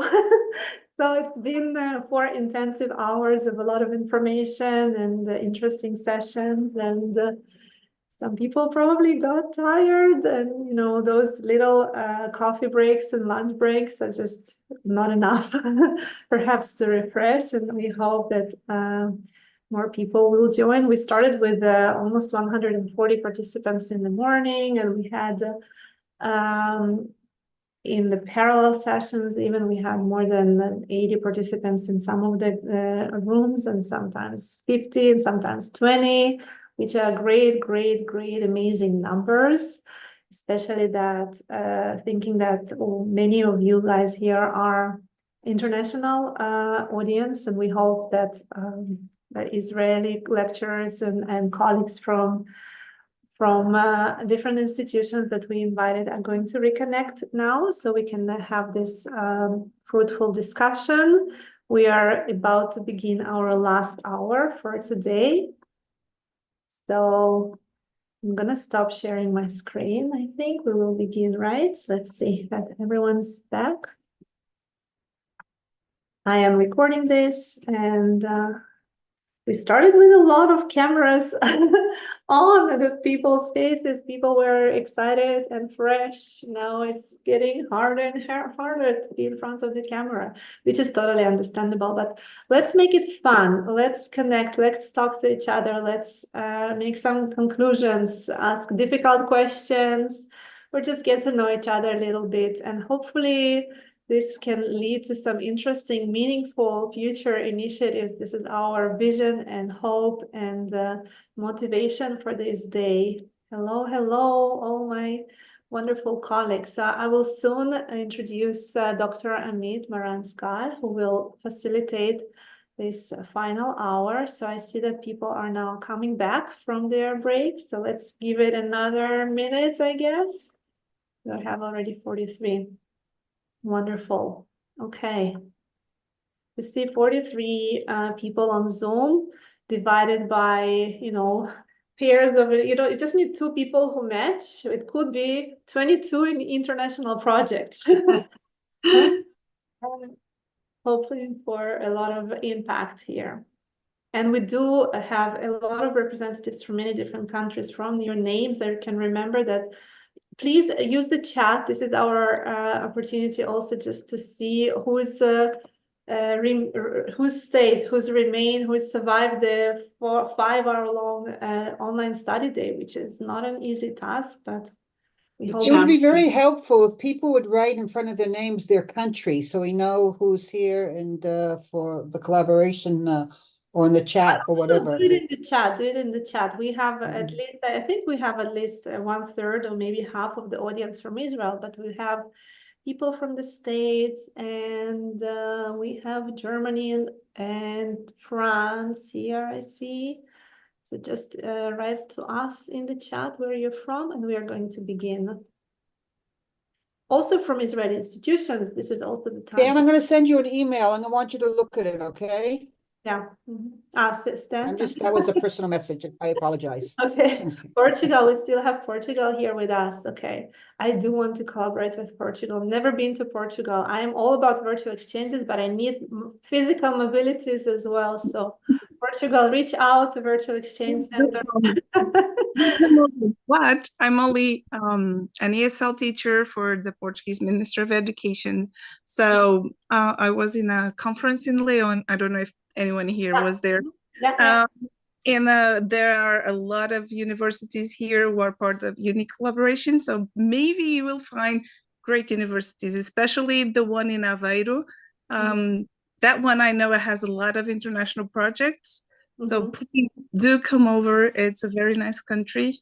And we are very looking forward to having you all here. Thank you. And we'll definitely find you partners if you're interested in EFL. English learners from Israel to connect with Portugal. This would be amazing for, serving all the sectors, not only higher education. So absolutely. And these with the one that I took part of, it was for in-service teachers like me and student teachers. So that was one of the most enriching experiences for students and for me, because I've been around this job for 25 years. So it was refreshing to go back, but at the same time, it was a little bit worrisome because well, not you, but universities are still doing a lot of things that we were doing 25 years ago. And that is scary because the world is not the same and the technology is way more advanced. I mean, I learned how to make slides for portable projectors from film. Not sure I'm still using that. Absolutely not, just kidding. But the planning of the classes and everything is kind of still in the past. And I work at the 50 Shades of Chocolate School. That's how it was baptized in Spain. But the reality is the students were not ready. The student teachers were not ready for my kind of classes or my kind of pupils, students. Because we do have 10 to 15 different nationalities in each class with proficiency levels from A1 to B2. So it's really hard when they are confronted with harsh reality, the real world. That's how it is nowadays. And it was very hard for them to adapt, especially from the theory they had into the practical classes, into the real world. It was not matching. So this is something I've been fighting for for people to think about their curriculum or their curricula in this case, because it's not quite adapted to nowadays. It's still very traditional. Maybe we need to step up the game and do a little bit more. Yeah, we would love to, on behalf of several teacher training colleges and universities in Israel, our teacher training programs are really advanced in terms of dealing with technology, and we can talk about it later. And I think this is a good example and a good idea for us to start developing into some kind of collaboration effort. In a moment, I would like to introduce Amit right now, because she's the one who is facilitating this final networking session. Dr. Amit Maransgar is a former head of the international office at Superior Academic College, and she's also an English language lecturer like myself and Anna. Now we know each other a little bit better. She's also a techno-pedagogic advisor, and she will facilitate this final hour of us interacting with each other. And we already have almost 50 people back. Excellent. So Amit, the floor is yours. Hi, everyone. Good afternoon and welcome to the final session of our online study day. Thanks for joining, and I look forward for a productive session ahead. This is the real networking session. So this hour will be dedicated to networking. I will start by giving a really brief and actually oversimplified overview of Israeli higher education and also Sapir College. And following my presentation, Yelena will facilitate interactive networking activities on the Virtual Exchange Center website, and also in breakout rooms if people would like to get together. So don't miss the chance to connect. Before I move on, it's important for me to say that internationalization is ultimately about connecting people, not just institutions. And in the face of the tragic events of October 7th, in which Sapir has lost 30 members of its community, the outpouring support from our international partners has been nothing short of extraordinary. And these relationships have taken on a profound significance, and we cherish them deeply. And this day has a very special meaning for us in that respect.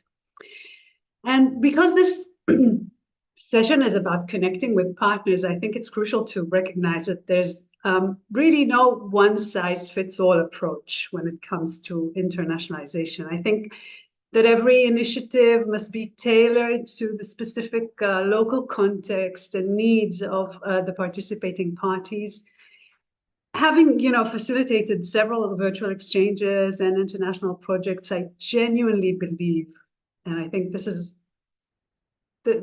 my ultimate conclusion always, when engaging with internationalization, that the personalized approach is where the true learning happens, because every partner brings their unique and contextualized perspective to the table. And by emphasizing, the importance of understanding and valuing these diverse viewpoints is where we actually maximize the potential for meaningful collaboration and mutual growth. So this is like my inspirational message before the networking session.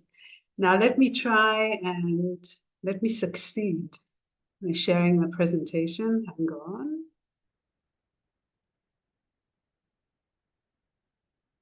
Can you see it? Yes, absolutely. Yeah, thank you. Mm-hmm. So connecting with Israeli institutions, there's a wealth of institutions and academic activity in Israel, a thriving community of experts, and a very research-intensive country. So take the opportunity to connect with us. And what does the landscape of Israeli higher education look like today in 2024? Let me just minimize, sorry. Okay, sorry. So we have 58 academic institutions, and they are divided as following. We have, I think it's 10 universities, 22 public colleges off the top of my heart, and Sapir College is one of the public colleges. We have some private colleges and quite a few teacher training colleges. So this is the Israeli higher education landscape. And when it comes to student enrollment, this year we have seen 332,000 students enrolled in all three cycles, mostly, of course, undergraduate students, and the rest are MA and PhD students. Some points of focus, by the way, these statistics are taken directly from the Council for Higher Education website. And these are the focal points that the Council is emphasizing for the last, well, at least, the past decade. Of course, the status of women in higher education, I think today it stands on 60%. Digital pedagogy, which of course is a global issue. We're also very much into developing meaningful and significant digital pedagogy. It kicked off, like for everyone else, with COVID, but we started even before that. And a big theme is making higher education more accessible to all sectors of society, with an emphasis on Arab society, the ultra-Orthodox society, the Israel's periphery, and also students of Ethiopian descent, immigrants from Ethiopia. When it comes to internationalization, by now you realize that it's very much supported on a national level. Israel ranks among the top countries in the proportion of individuals with middle and higher education. There's extensive infrastructure for international research and collaborations, not just research, also teaching. And currently there are 12,000 international students in Israel. Most of them are not undergrads. Most of them are doctoral and postdoctoral students, but that's the going number. And of course, you've seen, I don't know if some of you participated in Einav's session, and she was representing the Erasmus Plus International Office, Israeli office, which works together with the Council for Higher Education. When it comes to Sapir, these are a couple of pictures from our Entrepreneurship and Innovation Lab. We call it the X-Lab. And it's a beautiful interdisciplinary space that was launched a few years ago. Sapir's mission is really to provide high quality, equitable, and accessible higher education in Israel's southern periphery. And this is not just a slogan for us. Actually, everything we do at Sapir is measured against the question, how will the community benefit from what we do, the surrounding community? So we consider ourselves a financial hub, an educational hub, a social hub, a cultural hub. We've seen over the years the extended impact that we've had on the region, and we take a lot of pride in that. That is what we get up for in the morning, actually. Sapir, as I said, it's, well, I didn't say that, I think Omri said that it's located in the western Negev region, and it's deeply embedded in the surrounding community, being the largest employer in the region, so it's very significant. And these are some pictures from our beautiful campus. We have a lovely campus, and we're gradually returning physically to campus. We're still mostly teaching on Zoom, but hopefully we'll be getting back to campus these coming months. We have over 7,500 students enrolled at Sapir, and it's one of the biggest public colleges in Israel. So this is the scale in Israel, about 8,000 students. This comprises one of the biggest public colleges. This is the scale. The population of Israel, by the way, is almost 10 million. We have 14 academic departments at Sapir, and we have a very diverse student body. When it comes to internationalization, we've developed around 15, well, actually more than 15 virtual exchanges across many academic disciplines. And we have a lot of experience in that space. Actually, every professor who takes up a virtual exchange course becomes an expert in that field. So we've fostered this in-house community of experts over the years, and it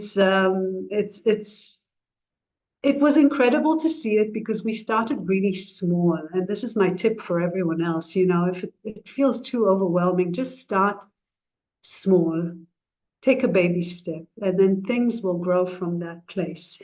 So we started with virtual exchanges before COVID. We participated in one of the Erasmus capacity building projects, and we developed a few digital courses. And then when COVID hit, we leveraged the situation, and we turned to all our partners and offered them to develop virtual exchanges / coils / whatever you want to call it.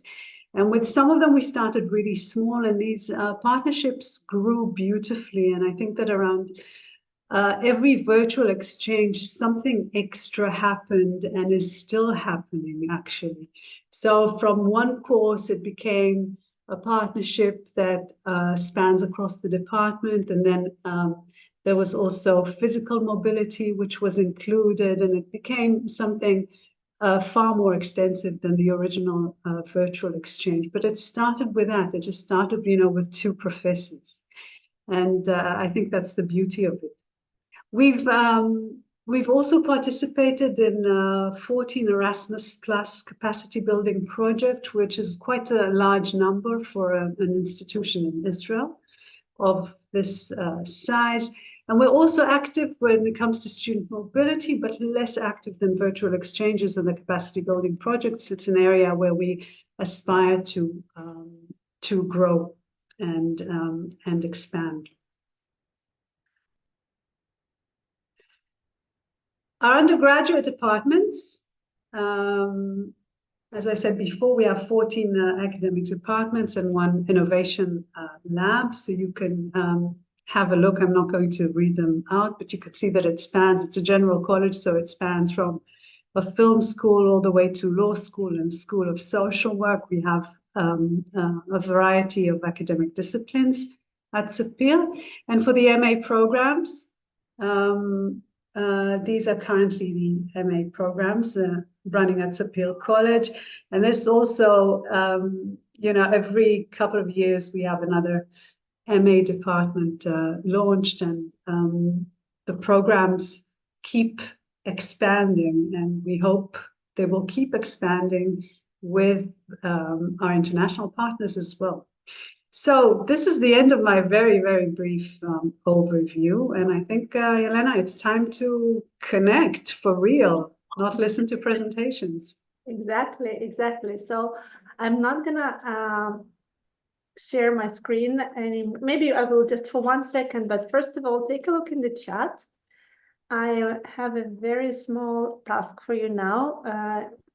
For the framework of networking, you will now be put in breakout rooms, and I want you guys to meet each other, see, exchange if you're from the same country or not, or whatever happens. Like, we believe in the magic of serendipity and the, you know, these random successful connections happening. So this is your chance. In the breakout rooms, I want you to come up with 3 things. Well, you can come up with just 1 if 3 is too much, but 3 is ideal. I want you to think together of any insights or ideas or any kind of takeaways that you've had from this day, from the presentations that you have followed. You can maybe skip this part if you don't have any, which I don't think I have, like, tons. I can put myself like 50 different insights and takeaways, but I want to hear from you. The second task is to think of challenges. This is something we discussed probably less. We wanted to focus on the positive side, but I'm sure many of you have a list of challenges on top of your head and things how, and, you know, maybe just think about one that you want to share with the rest of us. And the last one is questions. I don't know if all of your questions have been addressed. If you have any questions left, this is also the time to think about questions. So take it as wide or as narrow as you wish. First of all, get to know each other. You're going now into breakout rooms for them just 10 minutes. We will begin with just 10 minutes in breakout rooms. Get to know each other, think about an insight, an idea or a takeaway, think about a challenge that you are facing or thinking about in terms of either virtual exchanges or COIL in particular, networking in general, or maybe internationalization as a whole concept. If you represent some kind of administrative agenda, also like there are things that you can definitely brainstorm and discuss. And the last one would be a question. So I'm sending this again to you. Now, where are you going to post these ideas and questions and takeaways? You're going to post this on a Virtual Exchange website, which has launched its Virtual Exchange Hub. And we have a place now where our, not necessarily members, you don't have to sign up, you don't have to even leave your real name, right? At this point, you can put a breakout room number 1, and the title actually can be the answer to the 3 questions that I presented, right? Either a takeaway or an idea or a challenge or a question. So the 3 mandatory fields are the name, the actual idea or challenge or question that you have, and the category. And it could belong either to just internationalization in general, maybe collaboration research, research collaboration, or maybe it's virtual exchange and COIL, or maybe you will just connect 2 English teachers and discuss the English challenges in the English field, English as a foreign language. Maybe you want to discuss EMI challenges. It doesn't matter. So you choose the category, post your challenge, and the names could be your real names, but you can also just share a breakout room number. That's fine for this particular purposes. So I'm sharing the link to this website. It's called Virtual Exchange Center Ideas and Resources. Ideally, the idea here is to actually share ideas and resources, right? If you have a great link, if you have a great article about one of the topics here, please share. We want to actually create a rich database of resources that can support virtual exchanges, internationalization, teaching EMI courses, EPIC courses, and whatnot. We're not touching AI today, but it's also one of our field of expertise, AI in education. So let's begin. 10 minutes in breakout rooms, get to know each other, come up with a challenge, a question, or a takeaway, and type them here, because once you type and hit submit, your response will show up here. So it's like Padlet, but it's a little bit more professional, and it's around virtual exchange and internationalization framework. So we are inviting you to post your responses here. The questions are, again, look in the chat, insights, challenges, and questions. Not necessarily in this order, not necessarily all of this, just one is fine. But we want to have something from each of the breakout rooms. And it means that those who are behind the camera, let me just make you a few rooms here. And also they will be probably on a smaller side, so that you can actually talk and introduce yourselves and maybe see if you have anything in common, if you want to open a course or something. After we come back, we will have a discussion, and then I will show you another place where you can list a course for collaboration. So you can also announce a course or share the course that you're teaching and you're looking partner for. So let's begin. I'm going to open the rooms right now. We have 10 minutes for this.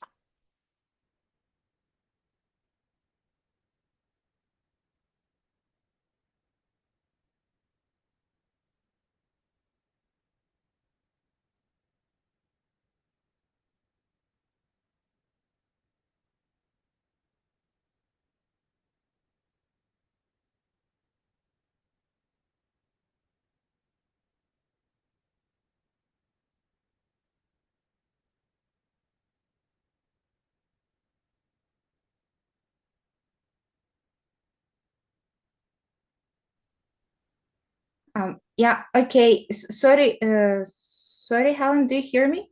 Yes. I'm going to send you to one of the rooms, right? Yeah, thank you, because I had a bad connection, and yeah, I was just jumping. Mm-hmm.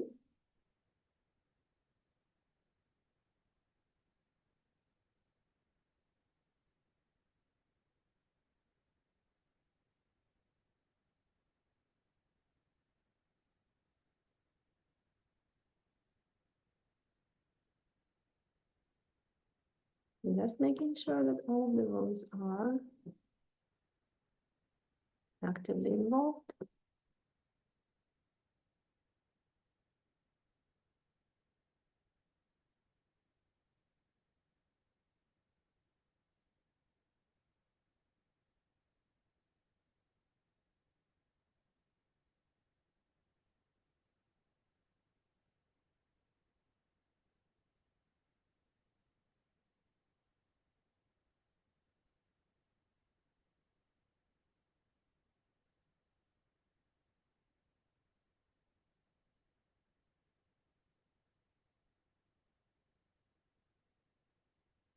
I'm going to send you to one of the breakout rooms. We are having a short discussion.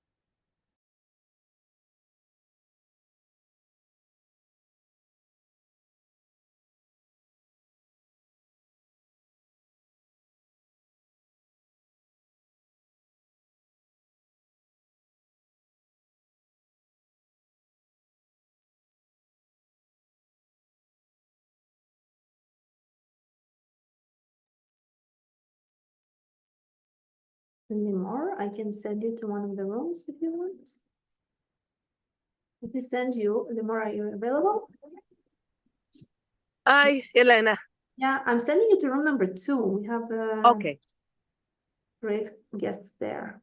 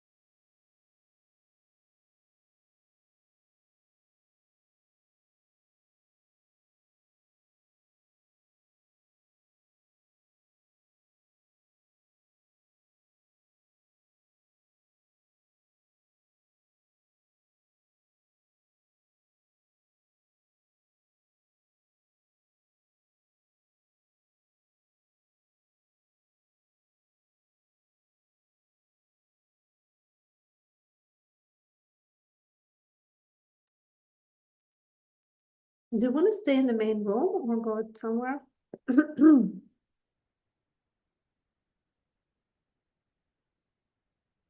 Okay, 30 seconds left.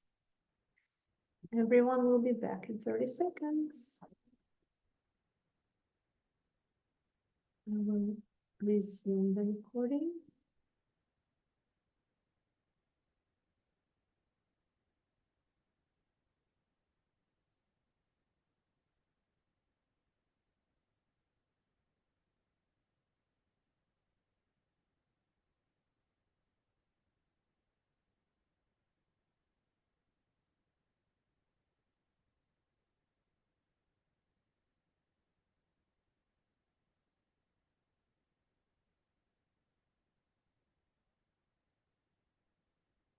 Okay, sorry for interrupting you in the middle of a sentence. Sorry. Okay. That's what usually happens. Sorry. Yeah. 10 minutes are up. Imagine we have like 20 minutes before the end. But I know it was too fast. And the task was to think of an insight, an idea, a challenge, or a question. I don't see anything posted, so probably you didn't even get to that part yet. Did you have anything that came up out of the discussion that you want to bring to the full audience? That would be interesting to hear.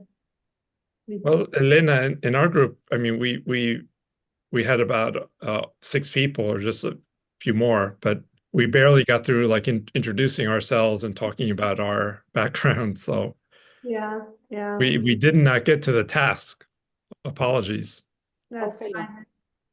But do you want to go back and continue talking to each other? Yeah, we have Gabriela raise her hand. Yeah. For some minutes, please. Yeah. We didn't Just finish. quickly. We didn't finish. Just quickly, I was in Roberto's breakout room, and I was sharing that I didn't attend the whole day, but I was listening to one of our colleagues, and I really liked the way she expressed it, that virtual exchange helps with the student motivation and also help with isolation, like not being isolated, and how this helps to expose our students to other experiences and knowledge. So that's one of the highlights.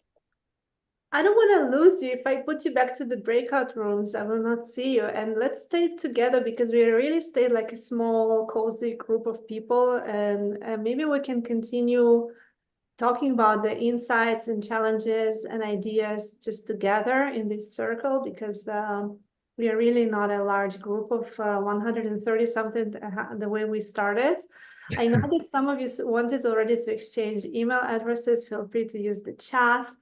I will also show you where you can leave your information about yourselves, about your institutions on our Virtual Exchange Center website, where we want to continue encouraging you to actually build collaborations, build joint international courses, or just find a way to connect. Yes, Monica, please feel free to raise your hand and just comment or ask anything. Let's have this conversation going. Monica, you need to unmute yourself, please. Thank you.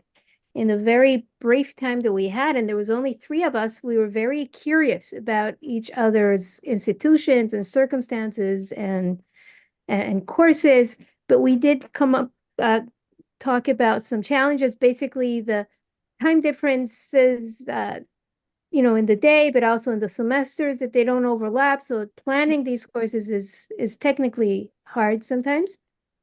But we also spoke about the benefit that students get from intercultural issues and communication that they learn from such collaborations. Mm-hmm. Thank you, Monica. Monica, can I say something? Of course. Yeah, of course. Hi, Monica. How are you? It's good to see you. Administrative challenges are a very big barrier to virtual exchanges. My colleagues here at Sapir will nod in agreement. And we found, different, various creative solutions for that. We either had a crash course in the summer, or we didn't sync the entire course. So the Europeans started before us, and then we joined, and then we continued after them. So there was like 70% of synchronized sessions.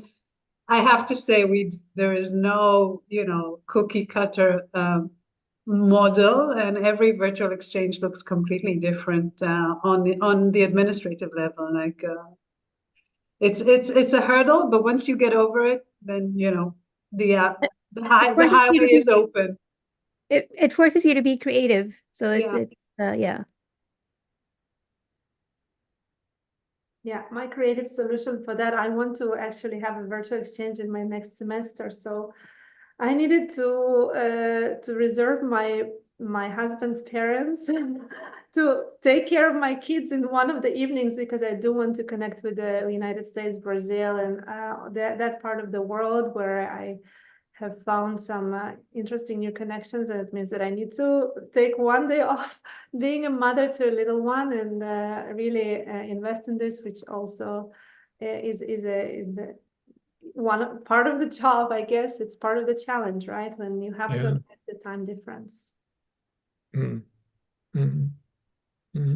Yeah, any other comments, questions, suggestions? Let's read Anne's comment, or anyone. Elena? Yes, Denise. We didn't have a lot of time, but we did start talking about how we don't have to connect with somebody who teaches exactly the same disciplines as we do. We can find collaborations between different disciplines and put the students together in modules, which we plug into our different courses, where they just have a project together or a few units together that bridge those where the universal interests for various disciplines. So if anybody is interested in a collaboration, it doesn't have to be with somebody from the same discipline. Exactly. I cannot agree more, because even thinking of an English class collaborating with another English class, there are so many differences in how we structure our curriculum, and the levels of students don't match usually. But yeah, I do agree that collaborating on an interdisciplinary level, and there are so many different fields where we can find this niche. So I just want to give another example, Impact, the project that we are part of here, some of us, that actually promotes the development of soft skills. And our virtual exchange initiative actually brings students from completely different fields, starting from engineering, teacher training, and education, social work, whatnot. So like soft skills is something that everyone needs, and also digital literacy. Part of the initiatives could be learning how to leverage and understand the new AI tools that now emerge with immense speed, and overtake the life of students and even some faculty members. So we are trying to navigate that world as well in some of the virtual exchange initiatives. So I just had my first online student conference last week, where the virtual exchange students presented their personal use cases of how they use AI tools for their academic studies. And they come from different disciplines. They come from, some of them are computer science students, some of them were like in electrical engineering, and very, very different fields. And definitely it doesn't have to be the same discipline. I agree. Are there any Dr. Elena? Yes. I was in the same group with Denise. And she was sharing something about different disciplines, and you were talking about that. Actually, I'm participating in a project with 2 universities from the United States and 1 from Brazil. And we are going to start this week talking about the ODS and the impact that they have in different countries around the world, and what are people doing in these countries. And it's very interesting, because students from different fields, but different fields from different careers are going to participate. So we have more than 100 participants until now, and we're going to have synchronous and asynchronous meetings during 4 weeks. And I think it's going to be very interesting. We have some guests from Asia also. And I think it's this kind of collaborations are enriching and really interesting. Thank you. Thank you very much. Thank you very much. Wow, that's really exciting. Good luck in this virtual exchange. I'm sure it's going to be a big success. I would like to also address a question by Anne Gladys from Tel Aviv University. She wrote in the chat. Anne, do you want to speak up? Are you still here? Your question is really relevant, I guess. If you can, open this discussion, we can. Yeah, it was just in a group with the colleagues from colleges in Israel. That we said, especially when we are I'm in the language department. So when we are with language departments, then the question was a bit how to identify other disciplines or, partners, how to reach out to them and how to find indeed people for them it's meaningful to join in those projects and how to promote. So once we have an idea how to promote it, and, this is still something that's kind of not so clear yet. So that this we identified as a challenge. So it's not really a question. It's Yeah, but it's really a relevant one. Like once you're not sure how can it fit, right? And when, and sometimes we are stressed with time, we want to deliver our content and we don't see, because running a virtual exchange actually takes time and effort, and it means that you will subtract something from your existing syllabus if you want to implement it in your current curriculum. It is a challenge sometimes, not a small one. And so what is the way where we can actually connect to the partners that are meaningful partnership, right, in the right way, and how to make this target audience correct. So it's a very interesting question, and it's sometimes a matter of luck, and sometimes you make mistakes and you don't get to work with the meaningful partner, but I don't think we need to give up. Elena? Yeah. Yeah, I would like to comment on that, and because I've been helping professors to find their match, but again, I shared the example of the dating apps and how to you need to keep exploring and not design on the first try. So first you need time. You need time, explore some profiles, then reach out and share something interest that it will be helpful for you, but also for the students. And then make time to have a brief meeting with that potential partner and discuss not only the professional background that you have, but also try to share something personal.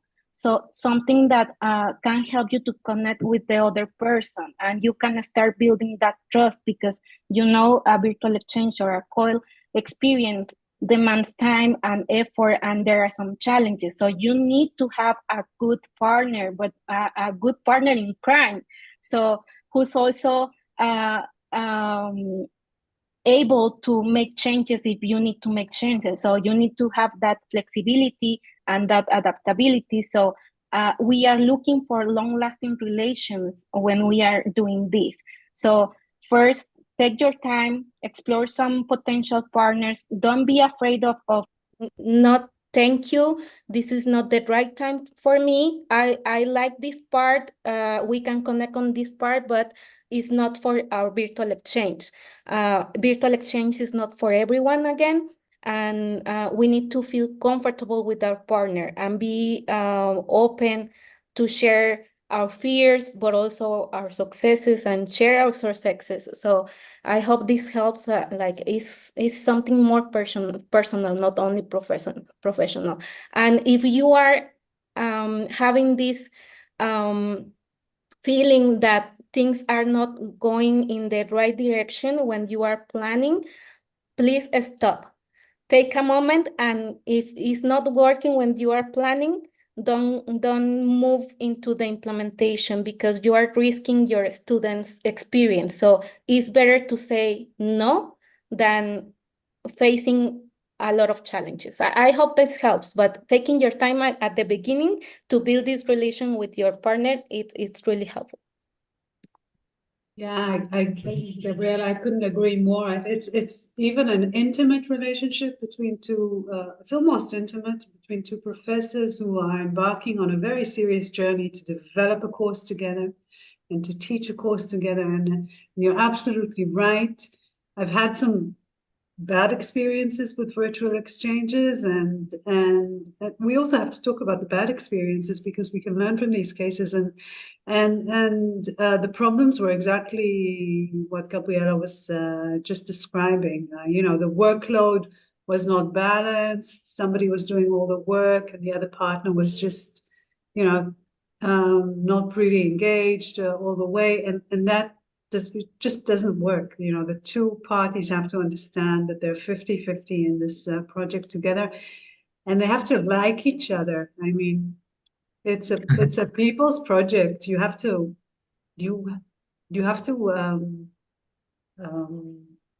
feel connected to that person on a personal level. Yeah. Yeah, and I think this all actually brings a lot of meaning to what we do. It's beyond just connecting to our students. This is exactly what Gabriela and Amit mentioned. Successful virtual exchanges actually mean expanding your network of actually very meaningful connections to other colleagues, not just, you know, on a professional level, we know each other, but we become really intimately like close in terms of our values and supporting each other, and it's really building new friendships. And I think I've used this word already several times in emails inviting you to join, because I do believe that successful virtual exchanges lead to new friendships, real true connections. So this is a way that can lead. We hope that can happen to some of you or all of you very, very soon. And we only have just a few minutes left. If anyone wants to raise their virtual hand to add anything, comment, a question, or anything, because if not, I will jump into the final part of showing you where to leave your contact details. Yes, Anna, please. I'm sorry, I would just love to hear what Dr. Juan Bosco was saying when we got interrupted. It would be really nice if it could just finish his train of thought, and I would appreciate it very much. Thank you. Yeah. Regarding what Anna was asking about, I was just mentioning an innovation project we undertook 3 years ago among young adult learners.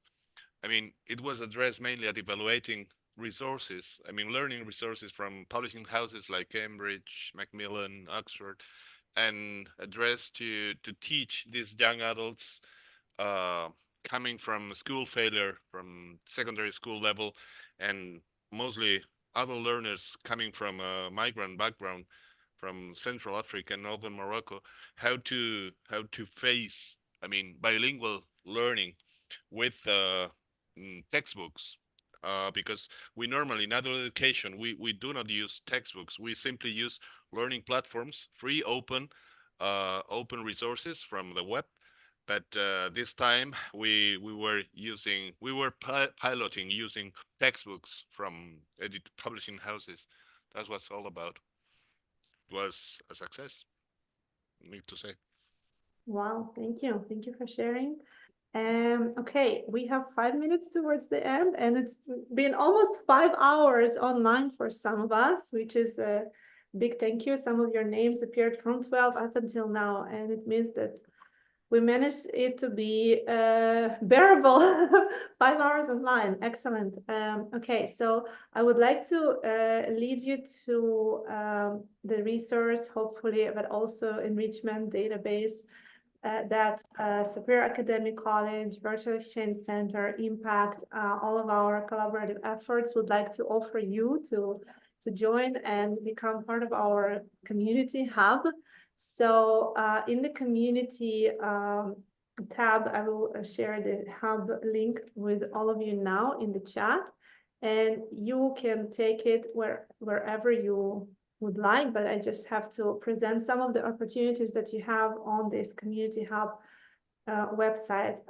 For you, first of all, we are inviting you to list the courses that you are planning to teach soon, maybe in 2025, and you would like to try virtual exchange with here in the course listing page. You can actually just scroll all the way down and publish your own course suggestion with the learning outcomes that you anticipate. Again, some of the fields are mandatory, some are optional, but of course, please share the title of your course and whether you are open yourself to be a guest speaker in a similar course or a multidisciplinary kind of virtual exchange experience, whether you're open to a short virtual exchange mini module, 3 to 4 weeks, or whether you are interested in building full joint course. So you can mark as many or as few options as you wish,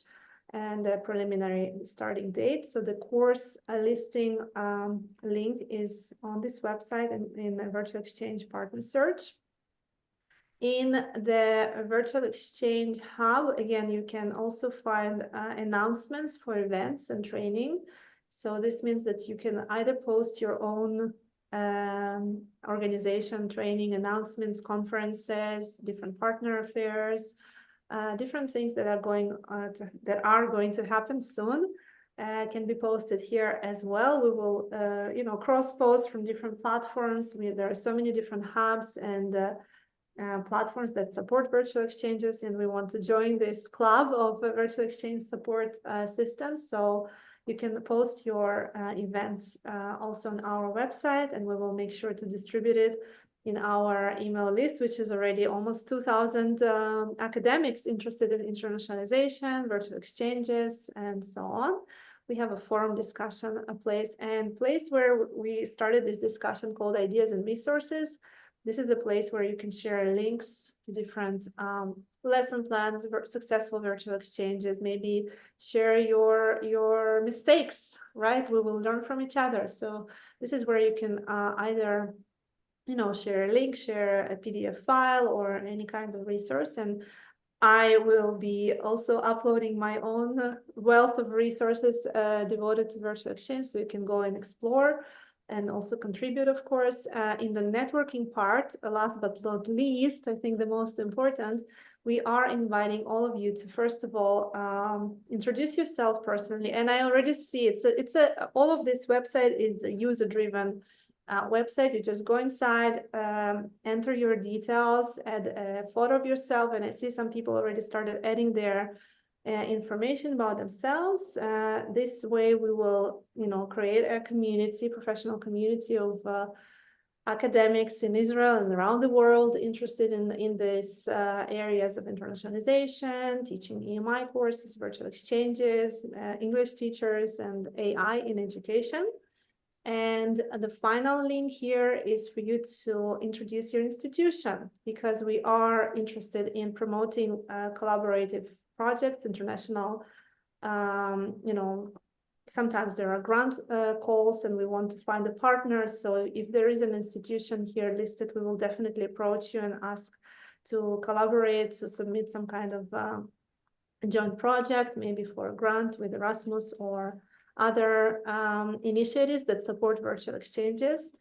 So you're more than welcome to go and explore the website, leave your details about your organization, your institution, and we will be happy to keep in touch. And this, I think this event is about to finish. It's already 5 p.m. in Israel. Everything is recorded. You can find a YouTube live stream from 12 p.m. 5 hours live stream on YouTube. You can actually, move forward. And some of the parallel sessions that were recorded in a different link, they will also be added to our YouTube channel. You will all receive a follow-up email. I think there has been several times that we have asked you to kindly fill out a feedback questionnaire. I'm sending it again. This is very, very important for our quality assurance and for hopefully making these events better next time. And thank you very, very much for joining us. And we hope it was interesting and insightful for many of you. Thank you. Thank you, Elena. Thank you. Thank you, everyone. Thank you very, very much. Thank you. That was great. Bye. Thank you. Thank you very Bye. much. Bye. Thank you, Elena. It was a pleasure Bye-bye. seeing everyone. It was very interesting. Bye. Thank you. Bye-bye. Hopefully. Bye-bye. Elena, Yes. just to comment that I just post my PDF, the slides for my presentation in the resources and ideas, but I noticed that I couldn't add my email to the email field.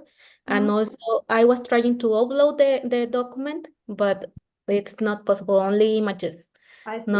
I'll fix it. So thank you so much for your feedback, Gabby. So that is really, really valuable. Also, email me the information and I will make sure that everything is up and running on the website, and we will share the resources with everyone. We have almost 400 registered participants, so people wanted to join, but we still had 50 towards the end, which was great. So thank you very much. I'll share in the presentation with everyone.